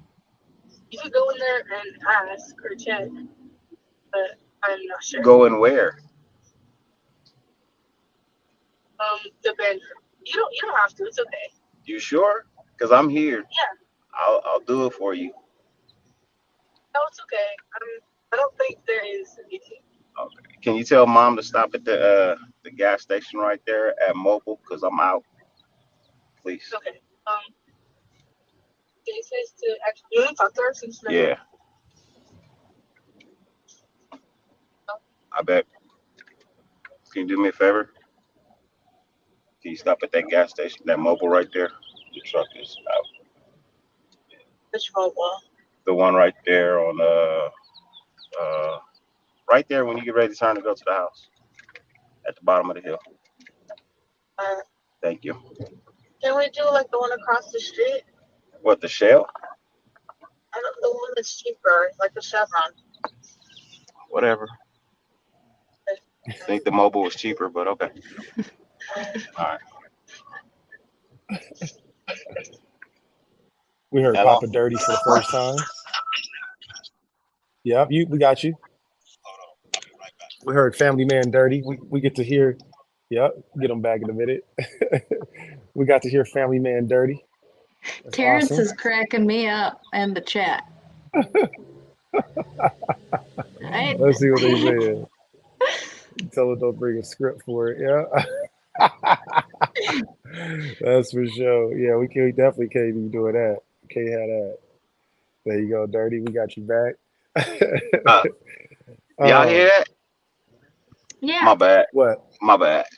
Oh no, you're all good. You're all good. We heard Papa Dirty. We heard the bass of your voice go down a little bit when you talk to your kid. It's great, man. It's great. Man, you had me drive all the way over here. Now it's like, man, I could have stayed in my office. Right? I could have stayed in my Uh, chair. so we got some questions. Yeah, Terrence Well, I podcast got has more been time dope. now Yep. since I So don't have to get out the car. I got more time. I was gonna say, so we were talking about that 24-hour or 25-hour show. A lot of people that's probably tuning in right now, they have not seen or even know that because your channel got demonetized and shut down, and all that content is gone for damn near forever. Sounds like. But talk Well, yeah, about that, man. What was the that show is mental gone for preparation? forever. That Yeah. show is definitely gone for forever. That show actually What didn't was even get the mental recorded. preparation behind it? 3 days of sleep. 3 days of sleep was one. There's a lot of work going into getting people to show up, and guests of that nature, because 25-hour show, you're not going to do it by yourself. It's not going to happen. Mm-mm. A lot of friends help went into that show as well. Like, first and foremost, Raider Jesse. Raider Jesse moderated that whole show, bro. The whole 25 hours. NorCal Jason, NorCal NorCal Raider Jesse, Jesse. yeah. NorCal Raider Salute, Jesse. salute to NorCal. He stuck with Told me you the the whole Terminator, time. Greg. Damn, And it wasn't crazy. his first time with me either. He did an 18-hour with me as well. Did that on my birthday. Wait a minute. So you did an 18-hour show? I didn't know you did an 18-hour show. Yeah, I did an 18-hour show on my 43rd birthday. I did an 18-hour show. Okay. Started at the golf course. We went play some golf, and then just continued throughout the day. From there, I started at 6 and I ended at 12. So once my Mm, birthday was over, so was my day of live streaming with the nation. I could have chose to do anything in the world that I wanted to do, but I chose to spend my birthday with Raider Nation.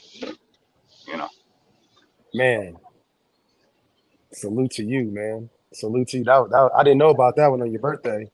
Um, yeah. so the 25-hour live. When did you do that during the season? Was it I can't remember. Was it for the start of the season? For the start of the first No, game? I did. When I did you did do that? that for the Saints game. Okay. So yeah, I I remember did that. that in preparation of the Saints game. Yeah. Mm. So, What made you pick that game to do it for? we were coming off of a bye week. Uh, it was time that I had planned, and I mean, it was free time because I one of the things I needed was my wife to be off for 2 days. Mm. You know what I mean? Two or Okay. three days. I needed her to be off for at least 2 or 3 days. The day I do it, and then the next day so I can sleep. You know what I mean? And then the day before that, so she has energy to be up with little man all night. I mean, for the day. So Okay. So it wasn't like no, you just woke up and was like, man, nah, it fuck the world. I'm about it to just do this shit. months. Nah, it was months of getting that together Preparation. for it to happen. Yeah. Um, Would you you know, would you do it again? yes and no. Yes and no. Yeah. Um, I would only if I'm monetized, only if I'm sponsored. That's 25 hours, man. Uh, I deserve to get something I deserve to be compensated some one way or another. You know what I mean for my works. If I'm being honest, I didn't really recoup very much from that. You know what I mean? But I put out a whole lot of energy. And it's not, and like I said, I don't ask anybody, what I mean, in the chat for anything. So the next one would have to have a sponsor behind it. It would have to have a reason. Yeah. Give me one second. I'll be right back. Yeah. Yep. We got you. Good questions, you guys in the chat, man. We got Sinister coming up. Would want to know what Dirty's favorite food is. We got Richard Lyon getting ready to get off work. He wanted to make sure there's no disrespect on his last comment. We appreciate you, Richard. We know ain't no disrespect, buddy. We It's just talked okay, about your Turd last two Goblin. hours of work. I We got I, Al's Ghost. He I says call him practice Turd and Goblin. practice. Tear down. Yeah. Patience and practice. We got thank you for subscribing, Yeah. Alejandro V. All right. Hey, appreciate you, man. We got a new subscriber for you. Or one of us. I don't know. I think that's you, right? Yeah. Hey, there you go. I Yes. dropped in for That's Dirty's awesome. 24-hour show. Richard said he was doing it. Hell yeah. I Ask figured constantly just on out stream steroids. elements. I I know can't that figure stream out elements is pretty Nightbot. dope. Nightbot is I gotta go back and have a conversation with Nightbot. We gotta talk again. You know what I'm saying? Because Nightbot be tripping. He said he Circus did a was warm up talking. live. He did a warm up. He did a warm up to the 24-hour. I like that. Circus misses Nightbot versus stream elements. Yep. Dedicated testimony. Yep. Yep. Are He you does, guys man. here? He I did have a that. question for you. Is the What's E up? and K show tomorrow night? Oh yeah, absolutely. Yeah, we're doing the E and K show tomorrow. Thank you for asking. We're gonna do that. We're gonna have SC on there. There's been talks that we may bring back some special guests that we've had, or add some new guests. I don't know if we'll do it on this week. Me and Ern got a lot to talk about. It's post draft. We haven't really addressed that. We got to look at the depth chart, see if how we feel about that, and get SC his perspectives on the draft and things like that. So yeah, it'll be a good show. We got a lot to talk about. And then tomorrow morning, we got Raider workout with Kush in the morning, me and Dirty, and we'll be doing this same thing right again. So after Dirty does his show tonight at 8, well, shoot, we have the Warriors playing tonight too. Warriors and Lakers, right? Yeah, they might get eliminated. Sorry, Yeah, I Warrior don't know about fans. that, dog. I don't know, man.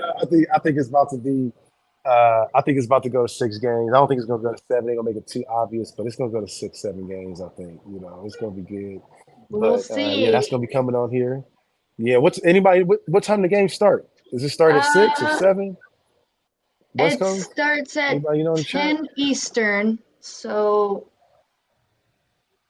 I don't know. Oh, okay, so I don't 7. know. Okay, yeah. So we good. We got about an hour till it starts. Then that's cool. We cut off the live right after the game started. Oh yeah, Eric has been MIA. I haven't seen that little bro in a while. Yeah, he pops in and out. That's my dog. You know what I'm saying?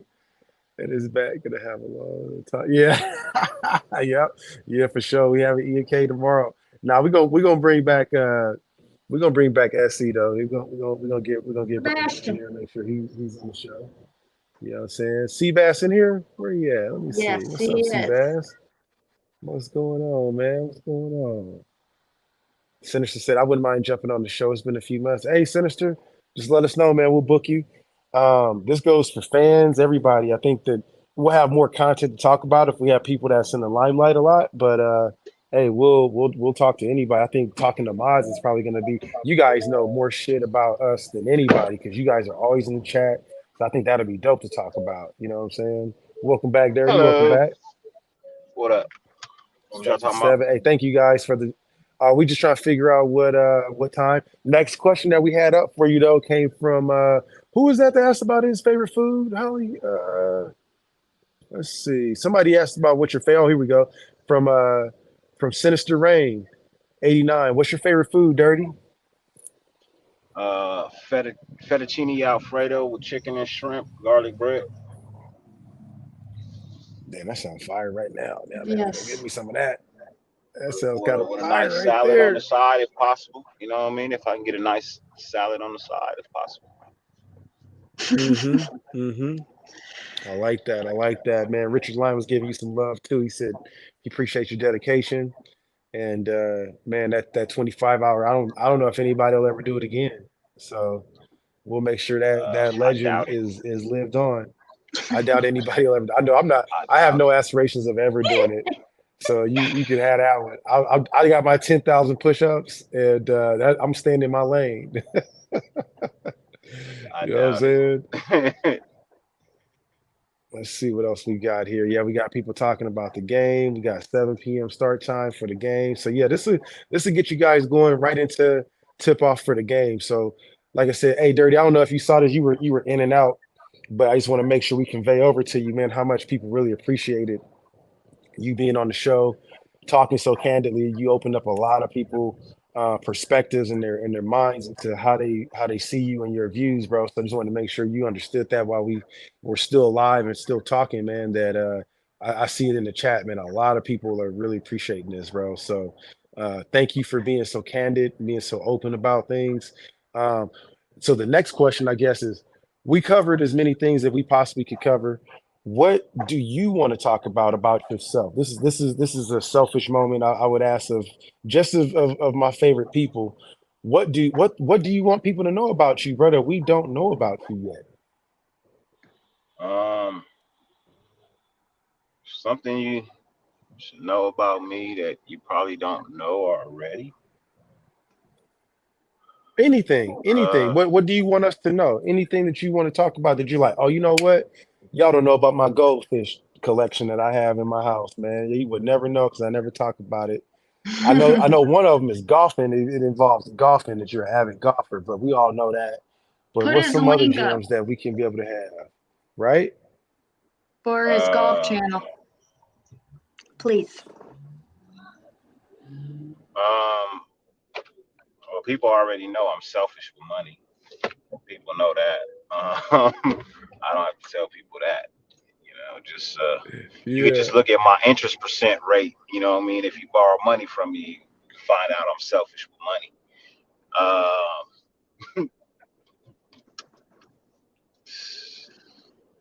In all honesty, bro, like I don't think there's anything too many people really don't know about me. Uh, I've always been an open book. I've always been basically who I am. Um, Most people know I'm a guy that just don't give a shit for the most part. I just don't give a shit. Um, and it's not to say that I don't care about people. I just don't care about things that don't have any reflection or affiliation to me. Uh, and that's fair. You know, I don't waste my time or my life worrying about things I can't change. You know, um, so I don't give a shit. If something has been the same way for 300 years and people have tried to change it and it just don't seem to change at all, don't move even a little bit, it ain't never going to. Why keep stressing about it? Yeah, when you see a I got one. little I bit got of one that people don't change, know about you. what?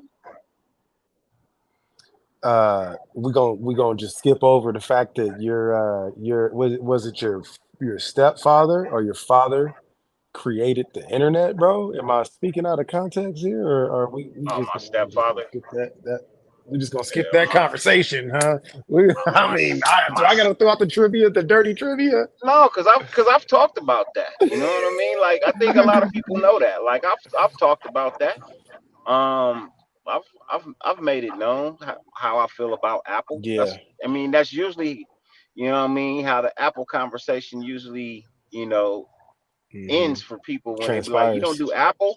No, I hate Apple, bro. Like if I'm being honest, Apple owe my Yeah, stepfather more money microprocessors. than anybody. So, Hmm. you know, um, Intel as well. But you can't get around not using Intel processing chips. They're in everything. You know what I mean? There's no way around that. So, Yeah. I have to use Apple.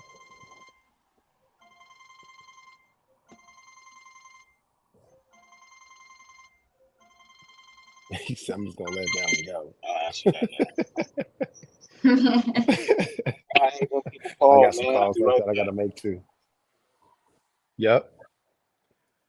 Dirty don't be missing no calls, man. He don't be missing no calls, y'all.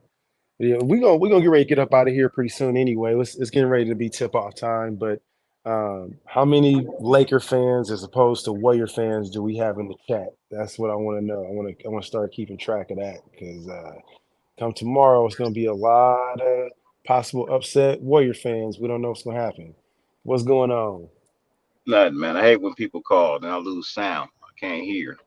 Oh yeah, yeah, I know it. I know it. Yep, I'm the same way on mine. And they'll call as soon as I get ready to start my show, usually in the morning. I'm like, no, stop. So now I tell Man, everybody. I just cut the notifications off now. man. Man, we got some Lake Show in here. We got some Warriors coming back. We got some Dubs all day from Raider Nation Jason. Hey, look. Um, Best of luck to both teams, man. What do I care? Yeah, for real, I Dirty. know it. We're both on the same page, man. I'm cheering for the best on the couch. Yeah, best of luck Yep. to both teams, bro. What the hell I care? Um, so let's get to a Raider question real quick before we get out of time here. What is your view on McDaniels, the ownership, the upper management with hiring the first African American club president? Just the overall view of the team that connected me and you and Holly together that we all love. Let's bring it to that. What's your current outlook on the team, and how do you feel about it?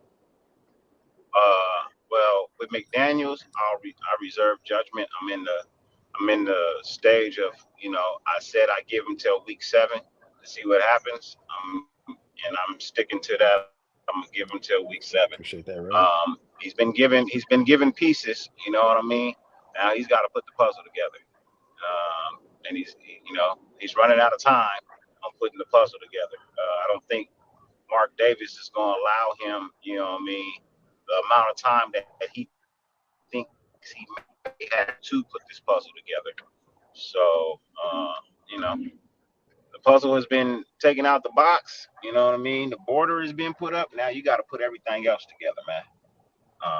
So for me, with McDaniels, week 7, get back at me at week 7. I'll let you know how I feel then about him. Um, as far as this front office, one of the best.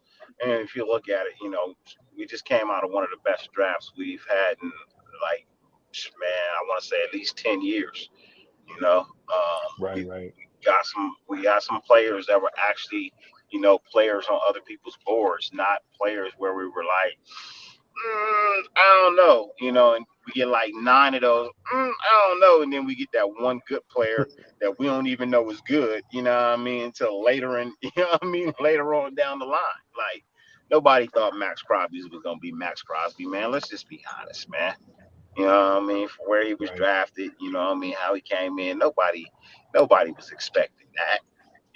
His name wasn't Yeah. ringing bells until he came in and put in that work and showed that he was worth, his weight in gold. So I with this draft, I feel like this is probably one of the better drafts as I've stated, before. I only had a problem with two of the picks. One pick I just completely was just like utterly like disappointed in, and that was the O'Connell Which pick. one? O'Connell, quarterback. Hmm. Just completely mortified by that pick. But I'll let it pan out. Why, We'll see why what why were happens you from there. mortified by that one, bro? I'm just curious. What was it about that pick that just you it just if you had hair to pull out, you'd be pulling that mug out? What has he done? Yeah. What has he accomplished in college that would tell me he's on the same level? You know what I mean? As a fourth round pick, bro. I'm just being honest, man. Right. If I'm being 100% honest, I felt like we just picked up another Connor Cook. Hmm. And then you said there was another one too that you was or was that the only one? Um, Trey Tucker. Lunatic. Okay, okay. What up, Loom? I had an issue with the Trey Tucker pick. What was it about that one that you didn't like? Uh, What was it about that Trey Tucker pick that you wasn't feeling? Too early, Yeah. in my opinion. Too early. Hey, you know what But I heard about that? I heard that he was just as surprised that he got drafted because there was two really speedy receivers at Cincinnati last season, and he thought that he was gonna go later on the draft, and the Raiders called him, and he was just as surprised. And I heard a guy from Cincinnati talking about it. They said, "Man, the other dude was like, how the hell this happened?" Everybody was shocked. He was shocked. The school was shocked. Everybody was shocked. He wasn't even the best wide receiver in the state from Akron in the city. The other dude was supposed to be the third round pick. So we saw something, man, in that third round. Was there one that you liked the most that you were just like, yeah, I'm feeling this one. This is the one that's gonna change the game for us? Are you Yeah, still waiting to see? our first overall was. I think that's a game changer. I Yeah, I think remember that. I seeing think your that. reaction. You was excited, just as excited as I was about it. You did your homework about Tyree. Look like. Yeah. Um. Yeah. I told y'all how I felt. Yeah. I mean, told y'all how I felt. Yeah. Actually, I will be back in 7 seconds. There you go. We got you right here. Oh, let's see. Boom, there he is. There I We am. got you. You like a Jedi and shit, bro. You just be popping in and out and shit. So We're tell me 20. about outside of oh yeah, right. Tell me about outside of YouTube, man. Like when you're in your daily life, man. What are some of the things that outside of YouTube, what makes you happy? I know that My you're a family, mechanic. my kids, my family, Yeah, my wife, my kids. Raider football, Clippers winning when that happens. That hmm, that doesn't necessarily have to be championships. Just when they win, I'm happy. Um, yeah, for the most part, just my fam, man. My family makes, really brings me joy. You know what I mean? For the most part, I mean, because outside of YouTube, that's all that matters. I mean, YouTube don't even really Um, matter. If I'm being honest, YouTube don't even really matter. It's just YouTube is a hobby for me. It's not a yeah, job. It's a hobby. You know, yeah. um, that's it. That's all. It's just Has a there ever hobby. been a point? Has there ever been a point when you looked at YouTube and you were like, "Man, I'm about to just hang it up," or do Yep. you see yourself ever hanging it up? I almost walked away completely away from YouTube when my channel got canceled. Talk about that, man. Yeah, I almost walked away completely. Actually, not even then. 3 days ago, I almost walked away from YouTube completely. 3 days ago. Mm, One of the reasons why you haven't really seen me doing shows. I haven't been in the mindset to do anything. You know what I mean? I've been okay. grappling with this. And it's not, people are gonna say don't let anybody steal your joy. It's not anybody stealing my joy. Um, what it is I got tired of the BS. You know what I mean? I just got tired of the bullshit, man. We're supposed to be here to represent the shield, you know what I mean? And Hmm. and it became bigger than that for some reason, you know. Uh it's just I almost walked away like a couple of days ago, bro. I almost literally just shut everything down and walked away. Hmm. Uh, Hmm. and that's just being 100%. Um, but then I thought about it. You know what? There's no point. You know what I mean? Of just walking away or throwing something away. You know what I mean? Like all I really got to do is change this, change that. You know what I mean? And it's not little things. It's little things that I work on in my normal life, like cussing. You know what I mean? Like I do that in my normal life, and it's a little it's a little obscene sometimes. And I try to work on it. One of the reasons I don't cuss as much as I used to on my shows, because I try to work on it. I want to be able to work with a whole lot of people, and I understand when people say they can't work with me for certain type of reasons, right? Well, I don't want those to be the reasons why you don't work with me. If you don't work with me, just don't work with me because you don't like me. But don't say you don't work with me because of a certain type of thing, but then don't tell me that that's the thing that you know what I mean? Like I can do shows where I don't have no herb, no cigarettes, no cussing, I can do those shows. But if I don't have a reason to do that show, why do it? Right. So it sounded like a little bit of internal and external that was going down with you looking at it, looking at the bigger picture and like, is it One worth it? second. Yeah, I got you. Let me go put my son's stroller in the car real quick. Oh yeah, yeah, you got it. You got it. Man, can you guys believe that? We almost lost Dirty 3 days ago I'm from glad we didn't. him just not being motivated. So that's what these questions is about because you get to see people when they show up and they smiling and they having a good time and they're entertaining for you and me, and you don't understand when they cut that camera off how they critique themselves. It sounded like Dirty was being the biggest critique of himself when he's like, "Hey man, I cuss too much. I smoke or whatever on my show," and he's trying to clean up whatever it is that. And we may love it. We may love him for those different qualities. And I know for me, that was the reason why I tune in.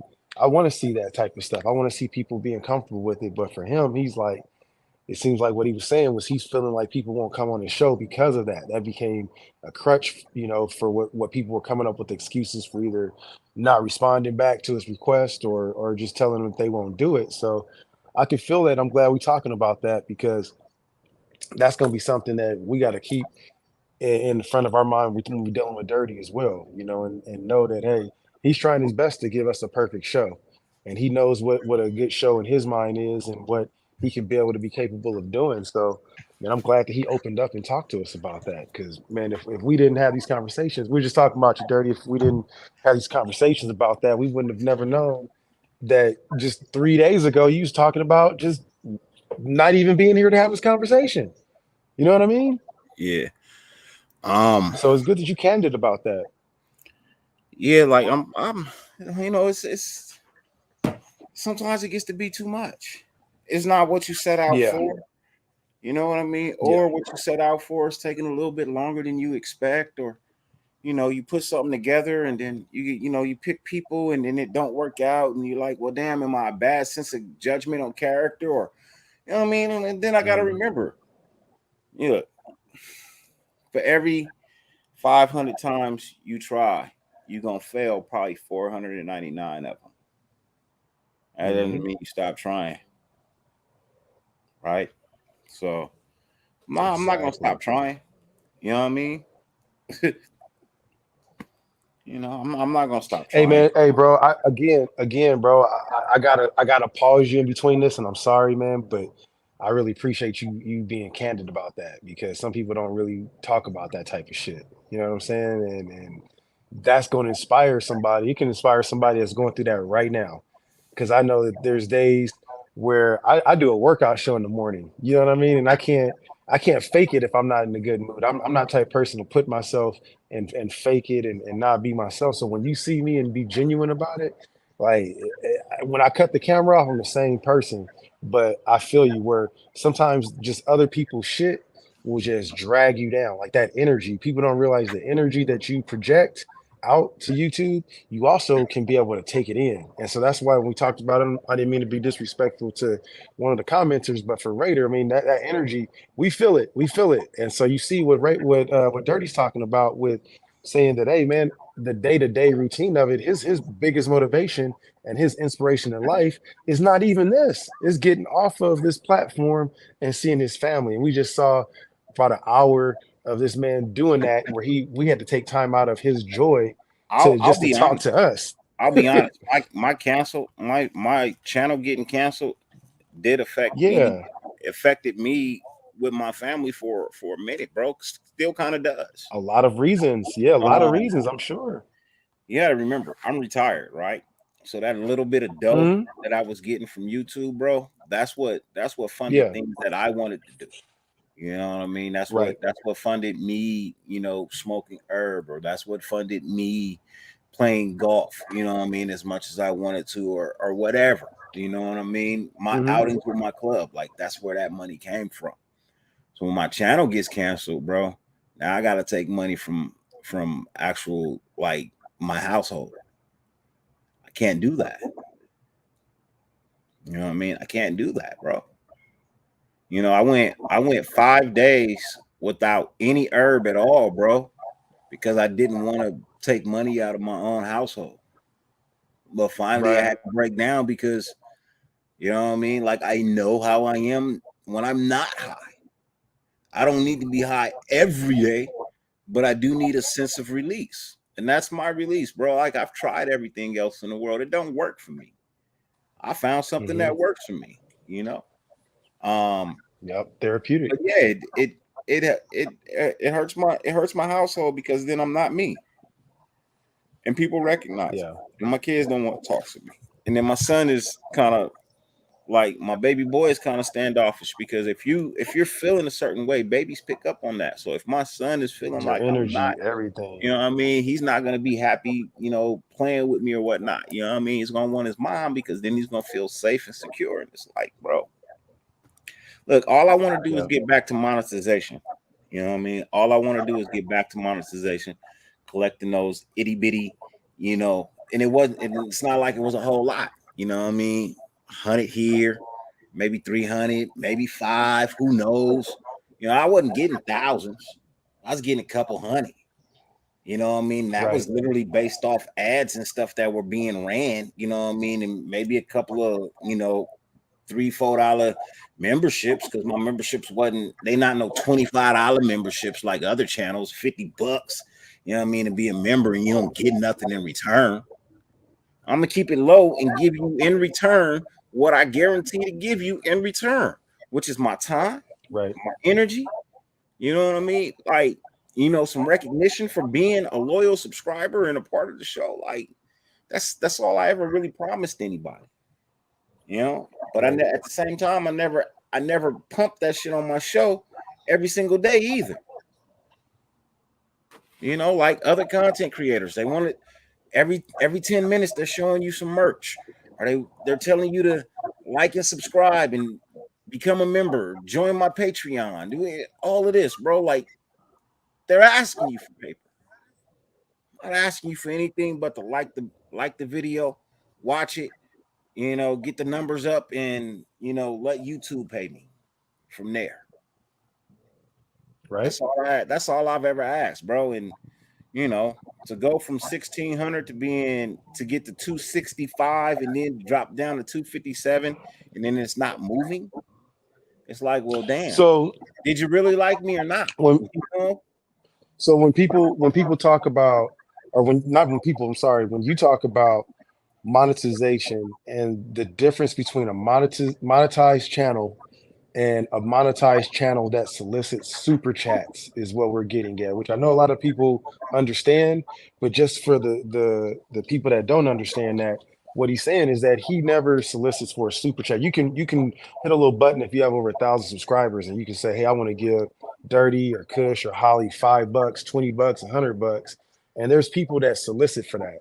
Now, for the commercials, YouTube will just cut you a check just for having so many subscribers. They say, cool, we're gonna give you options to be able to run commercial ads, and then we will cut you a check from YouTube. So what Dyrti is saying is that, look, the budget that I was making is just for my hard-earned work. I wasn't soliciting anything from anybody in the nation. I wasn't asking for super chats or donations to my channel. YouTube was paying me sponsorship to be able to run ads through my channel. So just to clarify on that, because I don't want that to go over the people head in the back that missed out on that, to be like, oh, well, he's just trying to do it for a money grab. No, it's not a money grab. He's not soliciting money from your pockets whatsoever. He just needs your eyes on that screen 1,000 times, and YouTube will cut that check. And again, I heard you talking about that next point that you're about to get to before I jumped in about, the difficulties of getting that over that next threshold to get to 1,000, and the people that, I think a lot of it, and I don't know, it's just my assumptions, but a lot of people, yeah, bless you. A lot of people probably don't even know, and the awareness about it too, and so I don't know what all the problem is of getting more people with it, but I know that once you start getting a network of people in this outlook, you on 3 channels, 3 platforms right now. Make sure you guys is right here. It's Raiders Allegiance, and it's also Life of the Nation, Life of DA Nation. Let's talk about your golf as well too, man. I know we talked about Raiders. We talked about real quick, just let getting me the touch on the NWA. money grab. Oh yeah, yeah. My bad. Go ahead. Real Of quick. course. So in essence, yes, it's a money grab, but here's the thing: it's not your money I'm trying to grab. It's the money of the sponsors and the people who actually have the money to spend that I want. I don't want your money because, in all honesty, that's a double up. You pay me, they run ads on my shit, you buy from them, they get money, but then you already gave me money. Now they giving me money too. Like it's not about that. I just want Tell them. If you decide to buy their product, then buy their product. You know what I mean? But I just want them to pay me. I don't need you to pay me. I need them to pay me. Now, if you want to be a member of my channel, once that comes back around, and you so choose to do that, then please understand that is of your own doings. I'm not asking you to. I'm not telling you not to, but I'm also not telling you every day to do it. It's not my thing. So, yeah. For me, it's just like I come on YouTube to have conversations. If my conversations generate a couple of dollars from the guys who, spend money with YouTube to advertise, then cool. That's cool. But my whole thing is I'm just more or less like, look, I was at 1,600. Now to be at 257 is like, how many people really did like me? You know what I mean? How many, So it seemed like there was roughly about 300 people that really liked me, and 1,300 who was just there just to be there. You know what I mean? Which is fine. It's not always about, the amount of people. But at the same time, it is about the amount of people when it comes to YouTube. Yeah. Yeah, that's true. You know what, we're all Dyrti? growing our channel. We see it away. Go ahead, Holly. I was just gonna say, like, I love you, brother. Appreciate it. Love you too, sis. Thank you. You're welcome. And I love Kush. He's my other brother. Hey, love you too, sis. You guys got to Hey, get Dyrti one up to 1K.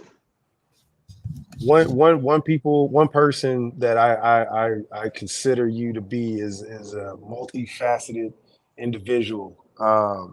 So on top of having your weekly or daily show where you talk at night, you have your conversations about draft picks, you know, over every single draft pick. You have a comedy show as well on the weekends. Yeah. So it's just not all seriousness and I all have the a I stuff have that a we talked partnership. I about have with a the beef. partnership in a comedy show with with Lunatic Writer. Let's talk about that. How what and that was one of the questions too that we got to get before everyone's asking right now, and we'll So get you on here too, Loon, to talk about it. How did you guys meet? What's this? What's the backstory behind that, bro? Be all right, right so back. so how me and Lunatic met. Um Loon was doing YouTube shorts, like little skits or whatnot. You know what I mean? I don't know if y'all go back that far, and see how Hmm. Loon started. Loon started with the shorts. You know what I mean? Loon started doing shorts. Comedy shorts too. You know what I mean? Where he would be, one guy talking and then he'd be the other guy talking. You know what I mean? And he did one and Hmm. I liked it. And then I saw some more and I liked those. And so then I reached out to him. You know what I mean? And was like, hey, bro, you know, I'm be in Vegas for the draft. You know what I mean? I see you in LV. You know what I mean? We should link up. You know what I mean? Grab some drinks, do a show. You know what I mean? It's, chit chat, shoot the breeze. Right. Yeah. So, come draft, I meet up with Pharaoh and Gabe. You know what I mean? I meet up with Pharaoh and Gabe. Me and Gabe had Hmm. talked about linking Shout up out to because those two. me and Gabe were actually supposed to caravan up this way. I mean up there. Um, but something happened where I think I was the one running late. You know what I mean? I think I ended Okay. up being the one running late or whatever. But Hmm. I met up with him. I think I was like 10 minutes behind him, 10 or 15 minutes behind him or something like that. But I met up with Gabe. I met up with Pharaoh. Um, we went over to the hotel that Docs and them was broadcasting from. You know, we went and Yeah. said we went and said what's up to Sultan See. and Persian Raider. You know what I mean? Went and Hmm. said what's up to them. Said what's up to Wasted and Docs and Hammer and Andy. You know what I mean? And B and Halo Raider. Like we chopped it up with them for a little bit. You know what I mean? And then went our separate ways to end it the night, whatnot.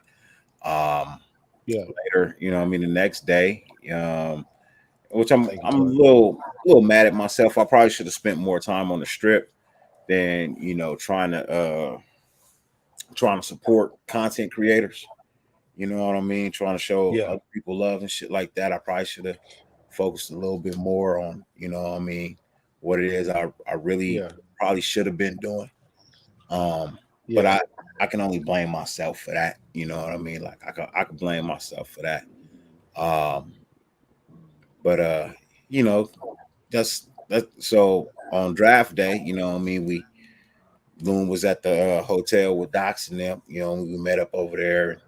We went back and we did a show, and I mean, we've been cool ever since. You know what I mean? Me, Gabe, Pharaoh, and Loon. You know what I mean? We hit the strip after the draft. You know what I mean? And we had a good night out on the strip. We ran Hmm. into Phil Robinson. You know what I mean? From Unfiltered Truth while we was on the strip. Damn, that's how it all started, huh? We was just walking. I mean, I had already had conversations with Phil because I had been on Yeah. the Yeah. show before. So me and Phil was already cool. Uh, Just meeting in we were person. actually supposed to go on a camping trip that Phil couldn't make. Thank you, Rafa. You know what I mean? Hmm. But so I ran it. I'm just walking down the strip, bro. I see these bright ass green shoes. I see this this big black dude, bro. I see these bright green shoes, and I look up, I'm like, Phil. You know what I mean? You know what I mean? He's walking with his wife. He's like, oh shit, 30. You know, he came to the. So, you know what I mean? We talked for a minute or whatnot. That's also the night that Truly Tony blames me for him knocking somebody out. I feel like it's not fair to me, Truly. It's not fair to me. Yeah. Yeah. Yeah, that's the night he slept the white boy in front of the police. Man,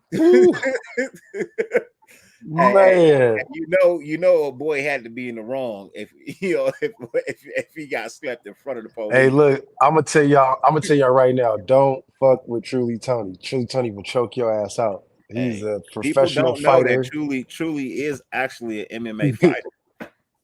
Dude is the nicest, most humble, funniest. Will joke with you, but he will choke your ass out. You wake up the next morning not knowing what the hell going on, man.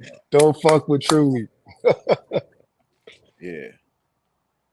That's dope, man. That's dope. I appreciate you, Jason, man. I like that you guys, are enjoying this content, man. We're gonna try and get you right to before the game get ready to start. So, like I said, it's Dirty Day. We're gonna call this. Hey, what's today? We're gonna call it May 10th. This is officially Dirty Raider Day, man. We're gonna make it a day. I appreciate it. So Circus, basically the story goes like this. Phil called Truly Tony, told Truly Tony that we was outside. We had already left at the time, so Truly came out to find us. This white boy got in his face, was talking shit. Police was standing there. Truly Tony told him, "Hey man, back up. You're standing a little too close. You know what I mean? You kind of invading my space. You know what I mean? Back up a little bit. You know what I mean? And tell me what it is you looking for, what you want, whatever. You know what I mean?" Guy didn't back up. He pressed the issue again. Truly warned him one more time. Apparently, the guy didn't take heed to the warning. So Truly gave him a 2-piece in less than 3 seconds. You know what I mean? Dropped the dude and then caught him and laid him down on the ground. You know what I mean? And the police looked over and was like, "Hey, you warned him." And then went and walked off.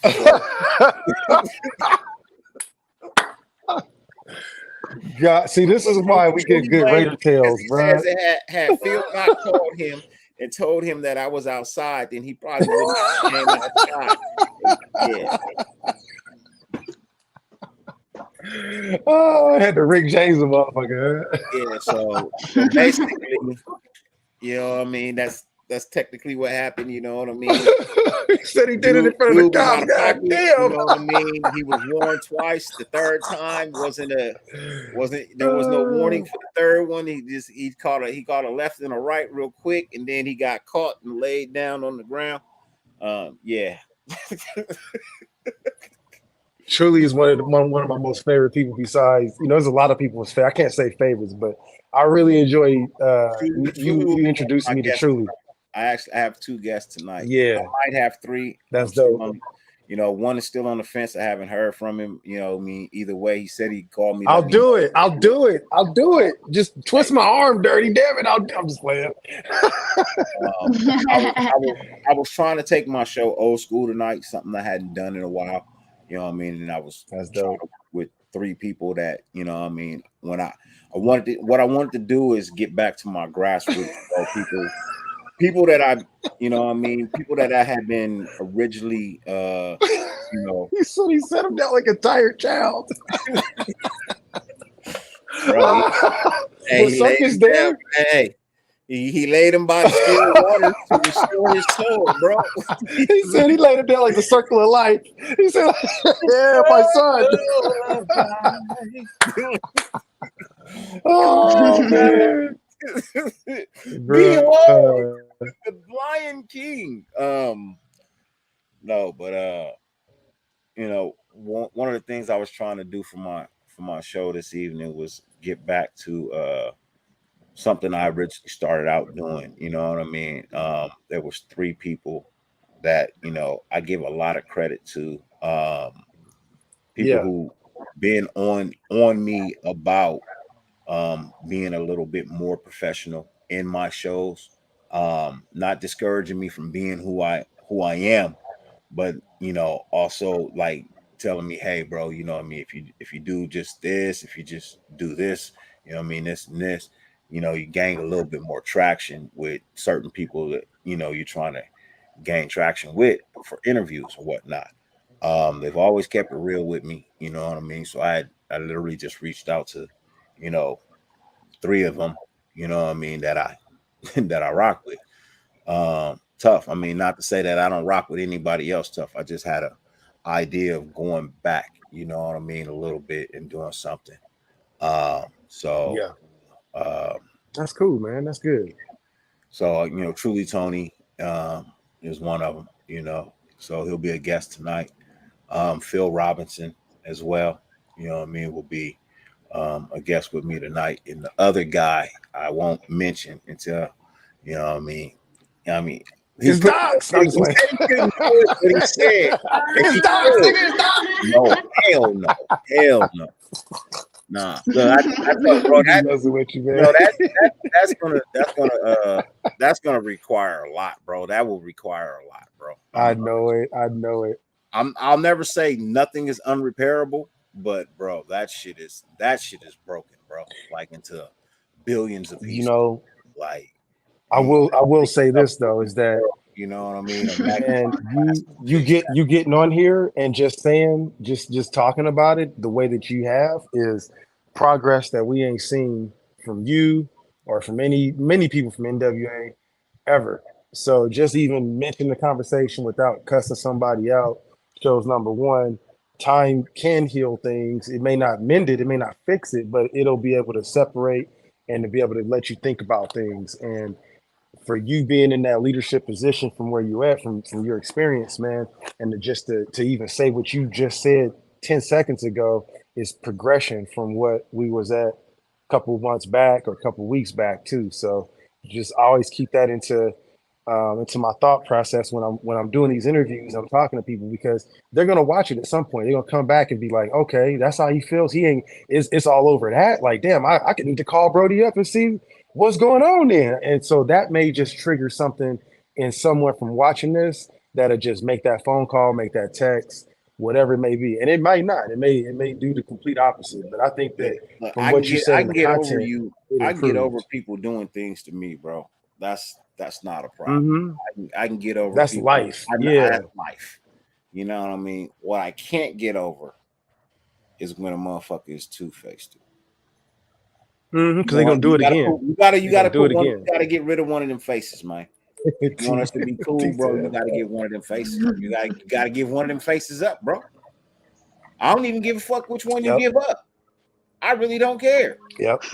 Just pick one, Yeah. bro, so I know what I'm dealing with. Pick one, Yep. so I know what Right. I'm dealing with. That's all. So the way I look at it is you pick the face, you know what I mean? And that's the face I'm dealing with.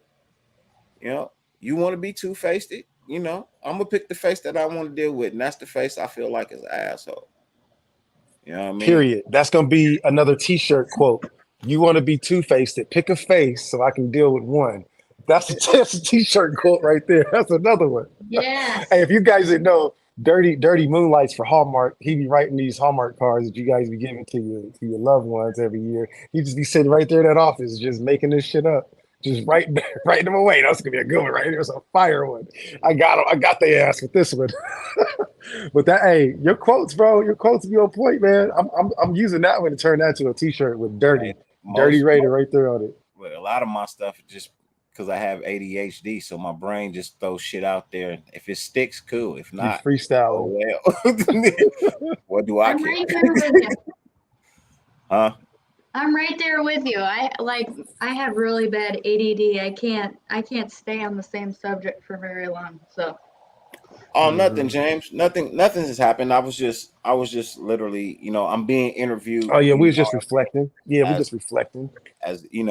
what are some of the things that drive me, move me, motivate me? What am I about? Things of that nature. You know what I mean? If you're just joining, I was just basically touching on the fact that I wish things could be different, but the fact remains that they are the way they are, and that's just what it's going to be. You know what I mean? It's not NWA's move to make past a stage. You know what I mean? If there was any piece to come out of this, it would have to be on their part. they would have to make the first move, the first gesture of peace, bro. But NWA is not going to. We're not. We're in this situation for a reason, and it's not us.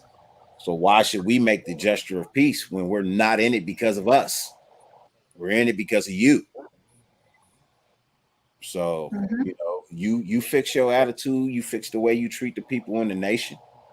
You know what I mean? Like, then we can have a conversation. But until you start treating people in the nation, you know what I mean, like they're supposed to be treated, when you start treating the people who support your channels, you know what I mean, for forever, since before you was monetized, when you treat them bad, bro, we got nothing to talk about, bro. Them people been nothing but loyal to you. And for you to be Mm-hmm. mad because they watched somebody else's show or commented on somebody else's show, you know what, bro? That now tells me that you think that you are King Jaffe Joe Fur, nigga. I'm not throwing roses at your feet, and I am not beneath you. I'm look, I'm Cleo McDowell. This my house, Jack. And around here, you know what I mean? I don't know where you from, but this my house, Jack. And around here, Mm-hmm. we don't talk to people like that. Talk to people with some respect. You come at me, you come with some reverence, some respect. You know what I mean? Take all that damn bass out your voice. Talk to me normal. Right? You know what I mean? Anything else would be uncivilized. You know, I I'm hear trying to that. be a civilized individual, man. Like I have, bro, when I set out to start my channel, bro, I had big dreams and aspirations of having people on my channel.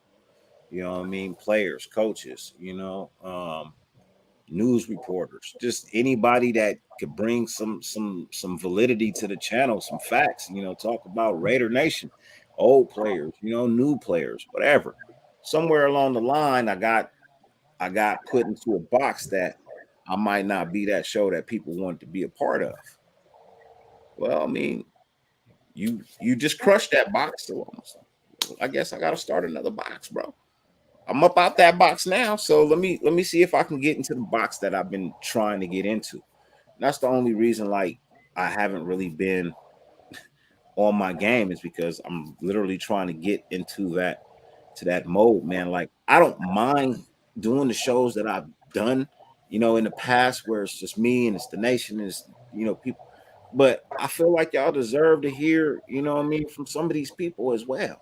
I mean, I know y'all want to hear from coaches. I know y'all want to hear from players. I know you want to hear from reporters and what goes into doing it.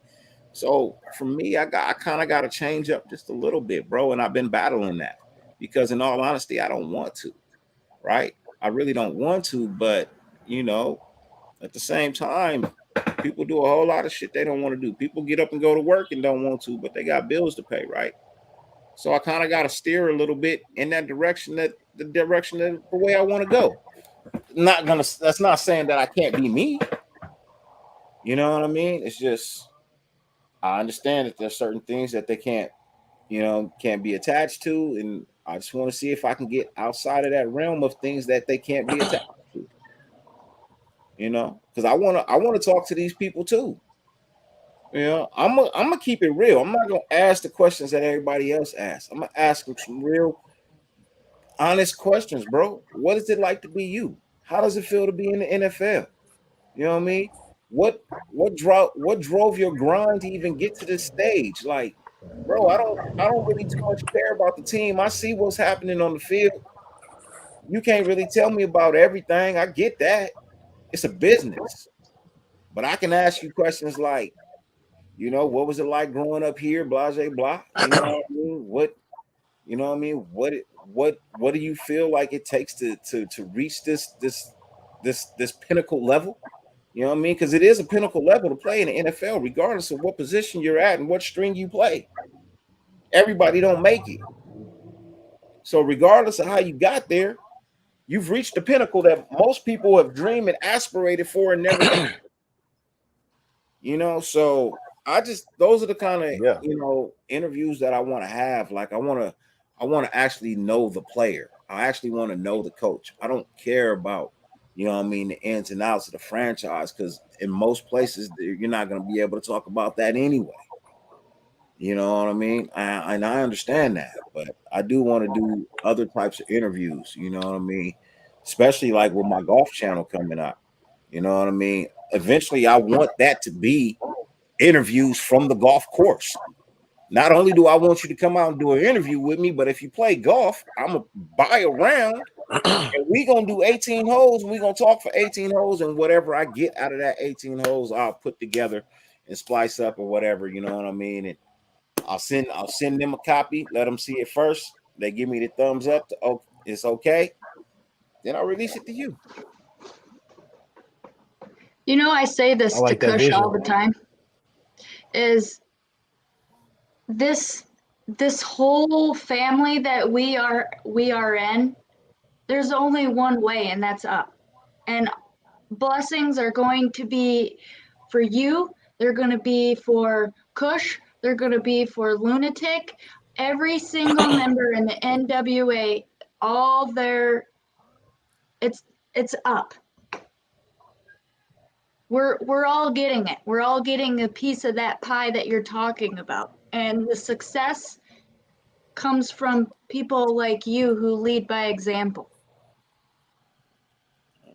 I try, man. Um, you know, as I told my wife, man, most of my like growing up, like all my friends have always been older than me. At least by about 3 years older than me. I've always hung out with people who were older than me. I always wanted a dad, so I created one. You know what I mean? Uncle Phil, Cliff Huxtable, um, Carl Winslow. You know what I mean? These are the guys that I looked at. You know what I mean? As that fatherly figure growing up, because I didn't have one in the house. I looked at the ones that were on TV and the ones that were respectable and the ones that treated their sons good and did things for them and had their back and passed them along information. Like, I mean, you look at how Heathcliff Huxtable raised Theo. You know what I mean? Theo was like a kid who was going through, the educational problems and, didn't really know he had the ADHD type thing going on, whatnot. Actually, it was dyslexia that Theo had, you know what I mean? That later revealed in the show that Theo had dyslexia and that's why he had been struggling. And then they got him to help. And, how Cliff was just always, in Theo's, not really riding him, but really like kind of guiding him a little bit in the certain ways of how to be a man, things of that nature. And then you look at Uncle Phil, and Uncle Phil brings in his nephew from the hood. He already got a son that he's leading in the right way, but then he brings in another young man, who's probably not so lucky, you know what I mean? And now he's guiding him and he's giving him the information and just teaching him how to be a man. And then you look at Carl Winslow and how he brought up Eddie and how he took in Steve and how he raised his daughter. It's like these were positive figures that they had on television. You know what I mean? Um, they in, Even Sinbad. You know what I mean? In the first couple of Mhm. seasons of A Different World. You know what I mean? Just how he would talk to Dwayne Wayne and how he would guide Ron and them. You know what I mean? Like it was there was something to actually look at, not so much on TV anymore. You know what I mean? You don't really have that. It's got to actually be in the household or it doesn't exist anymore. You know what I mean? So, I had to create that fatherly figure. You know what I mean? And I created it out of those three, and that's kind of how I try to be to my kids. I take a little bit of everything from all three of them, and I put that within me, and then that's how I project out onto my kids. You know what I mean? Um, I yell at them when they need to be yelled at. I joke with them when it's time to joke. I'm serious when it's time to be serious. Like I discipline when it's time to be disciplined. I ignore you when it's time for you to be ignored. You know, um, I don't beat my kids. You know what I mean? Although sometimes I want to whoop their ass, but it's against the law nowadays. I mean, I always thought of a nice little spanking. Always. Hey, look, I tell you this: my mama beat me out of prison. However you want to take it, Right. how you want to look at it. Couldn't sit down Hmm. for a day or two because I got my ass whooped. hey, you know what? I'm not in the pen. I ain't murdered nobody. Yep. You know what I Yeah. mean? I'm not in jail for robbing anybody. You know what I mean? I'm a pretty good guy. That's why I say the ass Yeah, whoopings work. that you are. You know what I mean? I We got definitely you You out of are a here. good guy. critique my guy. What's good, man? Salute to you, family. Hope all is well with you. You know, hope you're doing good. Twan. But yeah, for me, man, like, just to sum up this whole NWA thing, um, it's only one nation, right? Yep. It's only one nation. That's the Raider Nation, silver and black. You know what I mean? Um, it's just that's what it's supposed to be about. One nation. You know what I mean? One nation under the shield, silver and black to the day we die. That's what it's supposed to be. You know what I mean? Mm-hmm. Uh, it's not that. It's a lot of dysfunction. It's a lot of he say, she say. Um, it's a lot of I feel like I'm better than you people in here. And it's like, you know what? I just you know, I don't like that it's not a family, bro. I mean, it is to an extent, but it's not in a sense as well. It's a dysfunctional family. And that's not always the best family to have. You know, um, I I came from a dysfunctional family. You know, um, but in the end, it all worked itself out. Everybody good now. You know what I mean? But for a while, my family was dysfunctional, and it wasn't no fun.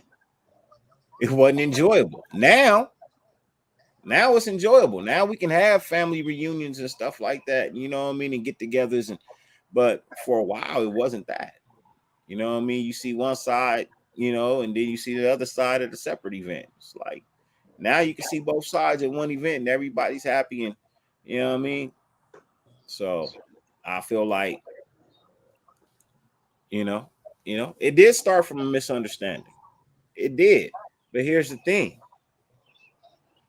It got pushed so far that even though it started from a misunderstanding, it created so many ripples that it affected so many other things and started so much other stuff that, you know what, it might just be beyond repair.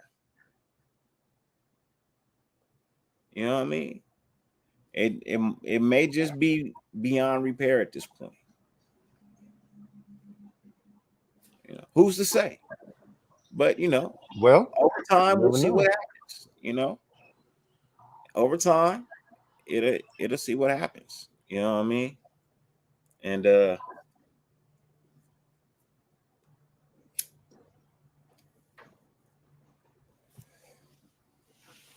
just that's just my thought, man. That's how I Hey, feel, man. I feel like it's one nation. You know what I mean? We all represent the same thing. We all love the same thing. We just don't have to agree with each other.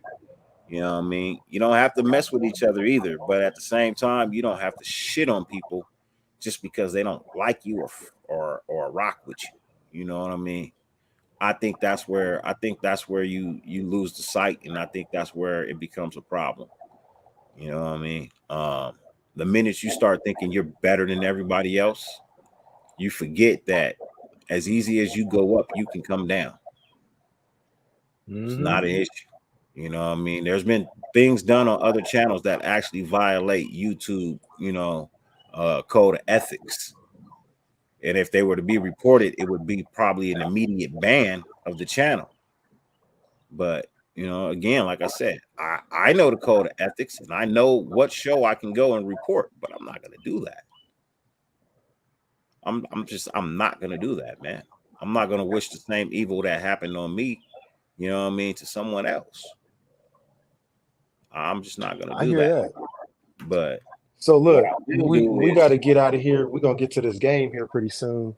I man, get it. I do that game. understand that we got this beef. And I tell you what, I'm gonna be Hey, honest with Frank. you. This is how I feel about it. I know we doing an interview. It drains my soul to talk about it in an extended point, and I'm Oh sorry yeah, it does because it really drains me. And it got to the point to where I promised myself I won't let nobody start to drain a live talking about those guys because it brings up so many people. I just look at the chat and the whole See, that's energy my just thing. I'm not changed even in talking about it. just You know what them. I'm saying? I'm talking about the nation in a whole general. You know what I mean? Like you got to think about it. There's content creators that aren't involved with either side that still don't rock with people on Yeah, NWA for whatever reason. You know what I mean? That's the element that I'm trying to get to. Why can't everybody bounce ideas off of everybody without the hate? You know what I mean? time. I think You it know what I'm takes saying? time. Like, I think for a while it's an egotistical market where everybody's vying. They're fighting for views, and they feel like those set of eyes that we all have, like we got like as content creators we got to own that shit, you know what I'm saying? And that's where a lot of people, it's gonna take time, bro. In my opinion, it's gonna take time you for those idiots, the people that don't understand your concept. Like we went into great exhaustion to talk about the vision and how everybody could eat, and I don't want that to go and misunderstood that's where or the vision forgotten comes into about. play right there. You know what I mean? That unity. Mm-hmm. You know what I mean? Mm-hmm. That vision, that's Mm-hmm. where it comes into play. Look, if I'm cutting you a check and I'm cutting you a check and I'm cutting you a check, what the hell are you guys mad about what each other say on their show? It doesn't matter. You're getting a check just like them. I look at it like this too. I look at it like And it this makes the too, is hate. that um, when we talk about this stuff too, another thing that can be misunderstood is that nobody's going to be cutting a check. You're not going to be cutting somebody else's a check. It's going to be the sponsored ads that's going to say, look, you bring this to the table, and collectively we're going to pay out based off of how much content that you all create. So then you're not anybody's boss. You're not in charge of nothing. You're the person that organizes it. And Mhm. when you talk about leadership, and there's a difference between having a person that cuts your check and that's being your boss or director, and you have a person that's an organizer to be able to build great things. If you look at everything around you, it's all built on organization. This internet network that we're communicating on has to have a microprocessor, has to have the hardware to be able to communicate with it. It's an organization. So my lasting thoughts that we'll get to, because I know you guys want to get ready to get to the game in the chat as well too, but Me and Holly number don't care one, about the game, so you can go. Yeah, I get it. I get it. I we're get it. But again, we're we cheering at for three our hours. team And like I tonight. said, look, hey, Nah, if y'all want to I be need this real, hey, hour look, break anyway. I need an hour break because I we got started. we got to we got to get you back to daddy duty because you just already explained it, man. You know what I'm saying? You gonna pour your heart out to the nation if Nah, if we if we allow you this is to. my free time. My wife and kids they went to church. This is normally like my free Right on. time on Wednesday where I get to just so I got an hour to get ready for my show. You know what I mean? Right on. Like I Well, said, we ain't gonna give you that whole hour because I'm about to get ready to hop up off here and watch this game and talk shit too. Because we could go on. I know where it's gonna go. We could go on and it'll be a mount shit more times because these people in the chat, they want to I, get some more to it. But look, I tell you what, we're gonna get to a couple more questions in here, and then we got 3 hours on here that we've been talking. If you guys want to continue to go on in the chat, just let me know. I'm down to do it. I'll bring out the iPad and watch the game right here. But I know I just wanted to be consistent and respectful of your time too, bro, and make sure we stay on track. And everything that you've been producing on this last 3 hours, I can tell you absolutely have been a gem, and I really appreciate all the stuff that you did. So y'all let me know if we want to continue on, Alex. I'll go grab the I'll iPad. say We'll this, go man. some more into it. I I will say this, bro. Um, as I tell you all the time, bro, I give credit where credit is due, bro. There's a lot of Yeah, content creators that got in this game because of Docs. I'm just being honest, bro. He brought people on for fan shows. He got them comfortable. You know, people started channels. You know what I mean because of him. I'll give him that. Now, some people did cross him. He did help some people build, and some people crossed him. You know what I mean? The problem is you then started lumping everybody into that category of the people who did you wrong. And I understand that sometimes you can do that, right? But then after you did that, then you went a step further to do some more shit, you know what I mean, that people didn't agree with. And that's how we ended up in the situation that we ended up in. You know what I mean? But that's for them. I'm thinking overall general, bro, I should be able to call Raid the Tape and do a show with Raid the Tape with no problems. I should be able to call Honcho and say, "Hey, Honcho, man, can we do a show together?" Blah blah blah. You know what I mean? With no issue. You know what I mean? I should be able to call Samoan. I should be able to call Kush. I should be able to call Holly. I should be able to call Critique. I should be able to get Mikey Raider on a show without having to, you know what I mean? Like, bro, but it's not that. Unfortunately, it's not that.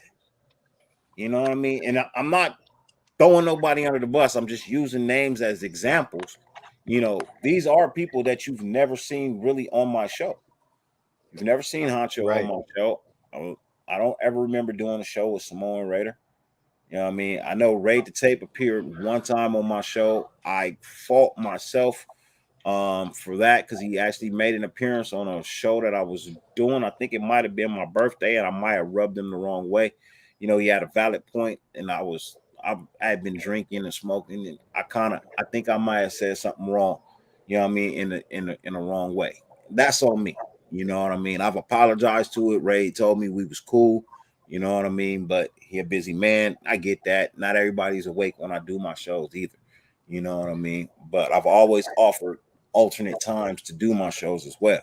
You know what I mean? I'm very considerate of my guests' time.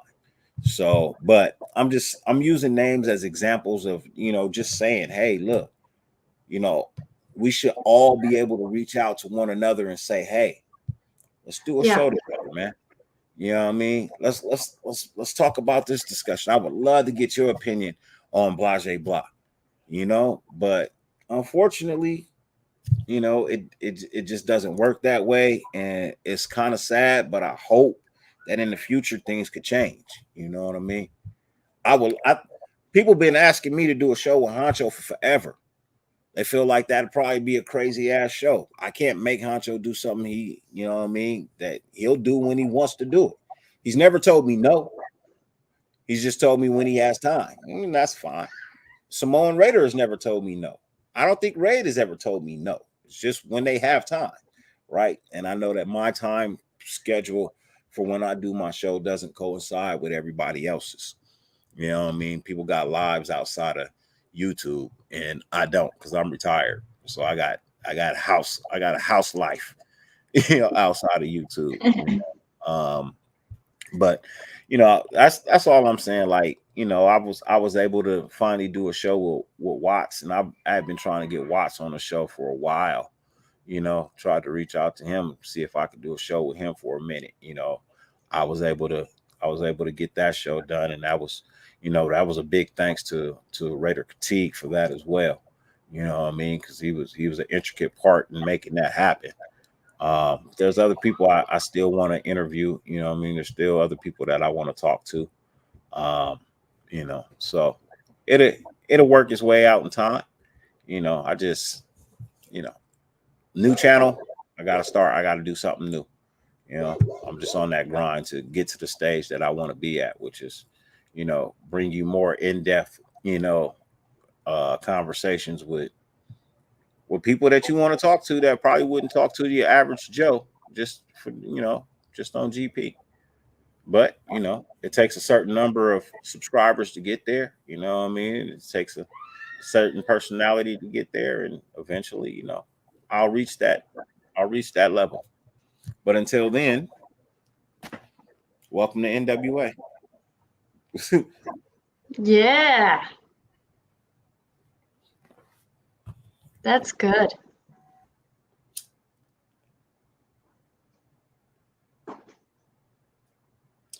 Yeah. Other than that, that's about it. You know what I mean? Sorry I had to go in and out. You know what I mean? Family comes first for me. But I appreciate you guys having me as a guest. You know, keep up the good work. I will definitely be tuning into more shows like this. And I look forward to your next guest. Thank you. Thank you for being on here. I appreciate it. No problem. No problem at all. I don't remember who the next guy is up, but I'll look. I apologize for running in and out too. I got to take care of puppies and. I was trying to get this thing loaded up, but I don't have my charger. My bad, y'all. You all good? You over there trying to load your game, huh? Yeah, man, I was trying to, but I have my I got my other charger for this one out in the truck, so I got to go and grab that one in a minute. We're gonna go a little longer, but it's all good. Um, bro, everything that you've enlightened us with today has been something. Hopefully that I mean, I know a lot. I talk to you damn near every day. You know what I'm saying? I've heard these stories over and over, and we've talked, and talked to amongst other people. So I know how much of an amazing person that you are. I'm glad that you had an opportunity to show the nation and talk to people, and have people understand who you are as a human being, as a father, as a man, and as a Raider fan, as a Raider content creator. Know your struggles, your day to day struggles is real, and the things that people say or do, just know that Dirty takes it and understands it, and he takes it, not take it to heart, but he hears it. He hears it all. He hears all of the different, the bashes, the good, the bad. And from what I've taken today that I've learned about Dirty is that he's a very honest person. He works hard. He wants to earn every dollar that he has in his pockets, that he feeds his family with. He's not looking for any handouts, and that's what we all want to strive to be, And he's trying to build a network for all of us to be able to feed our families off of as well. The one thing that we have to do is take our ego goggles off for a second, and that's everybody included. Take them off and see what opportunity that we have here that's presented, because there's really people, we talk about the opportunities that's out there and how we want to talk to everyone and network with. It starts here, and Dirty built this network, so even though I got, a couple hundred subscribers, I ain't shit, but I tell you what, in the eyes of that number, I'll bring on people, and I want to be able to get your perspectives, and it starts with NWA. Everybody else that is outside of the network for right now, I love to work with you guys, but it starts here with our network. We got a great bunch of people that are building up our platform. When you look at Dirty's numbers, they need to be higher, and this is a guy that started from the top and had to start all over from ground up again. So when you guys look at his numbers and for an interview purpose or talking to him, don't look at numbers. And that's the one thing that I've learned too today is don't look at anyone's numbers. Look at the content that they provide. Did you learn something about the nation? Did you go away with the feeling of gratification? Did you go away feeling better than where you started when you clicked, I'm going to watch Kush, or I want to watch Dirty or Holly? Did you click on that and did you learn something and feel better? And that's really, for a lot of folks, it seems like for all three of us, that's the things that we want to strive for. Holly, do you have anything else before we get ready to get on up out of here? Any other questions, any comments, anything like that? Yes, I have to just say Happy Mother's Day to your wife. Yes. It's Happy Mother's Day to all the mothers. All the mothers out there, Happy Mother's Day. Without them, we all wouldn't be here. So. Why a blue shirt? All eyes. Ain't come back no damn blue shirt. Nah, ain't no Warriors like that. Because Dirty and I are twins. Look at that. I'm gonna keep it neutral. I wear Raider colors all the time. I don't switch it up. I got a couple of hats as Lakers, got some shirts, you know what I'm saying? Highball golf. We didn't talk about it a whole lot, but make sure you guys stop this live right now. That link right there is the link for Dirty's channel. I need you guys to go there. I don't ask for much. I want to see the content, and I know that only to be able to see that content, he has to have a certain amount of numbers. So I got people that are lining up, getting their popcorn ready to see this channel.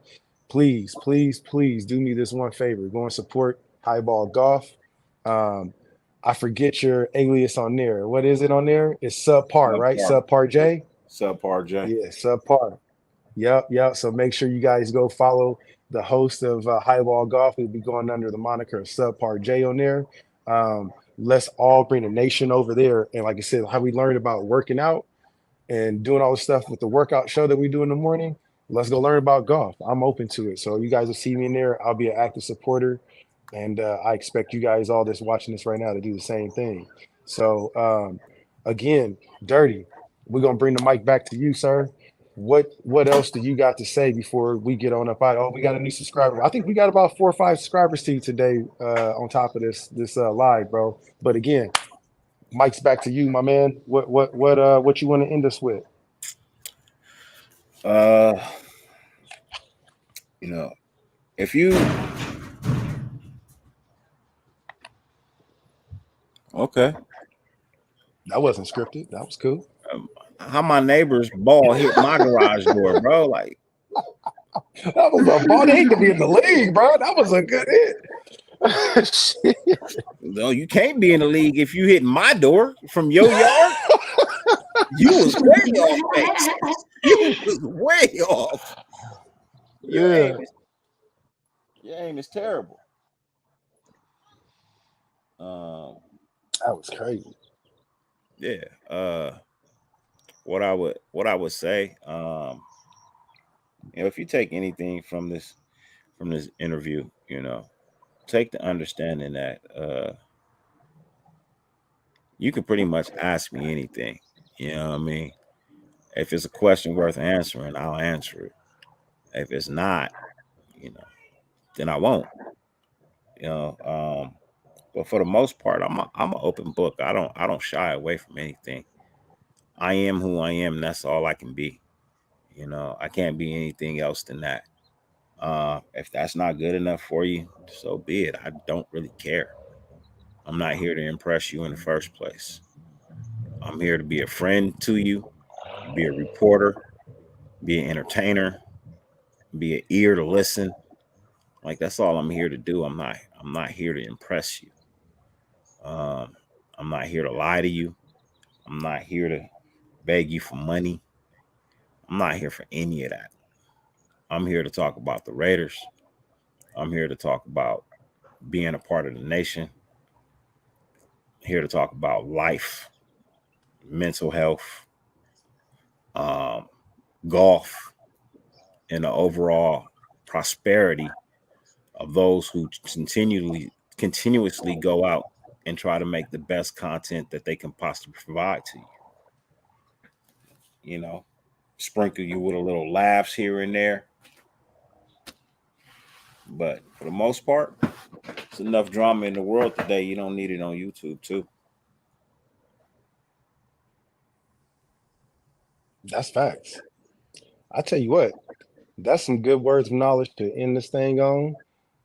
Holly, my co-host, I appreciate you for I appreciate your you. words of wisdom, for showing up, for your attentiveness and being uninterrupted as much as possible for Brother Dirty, for OG.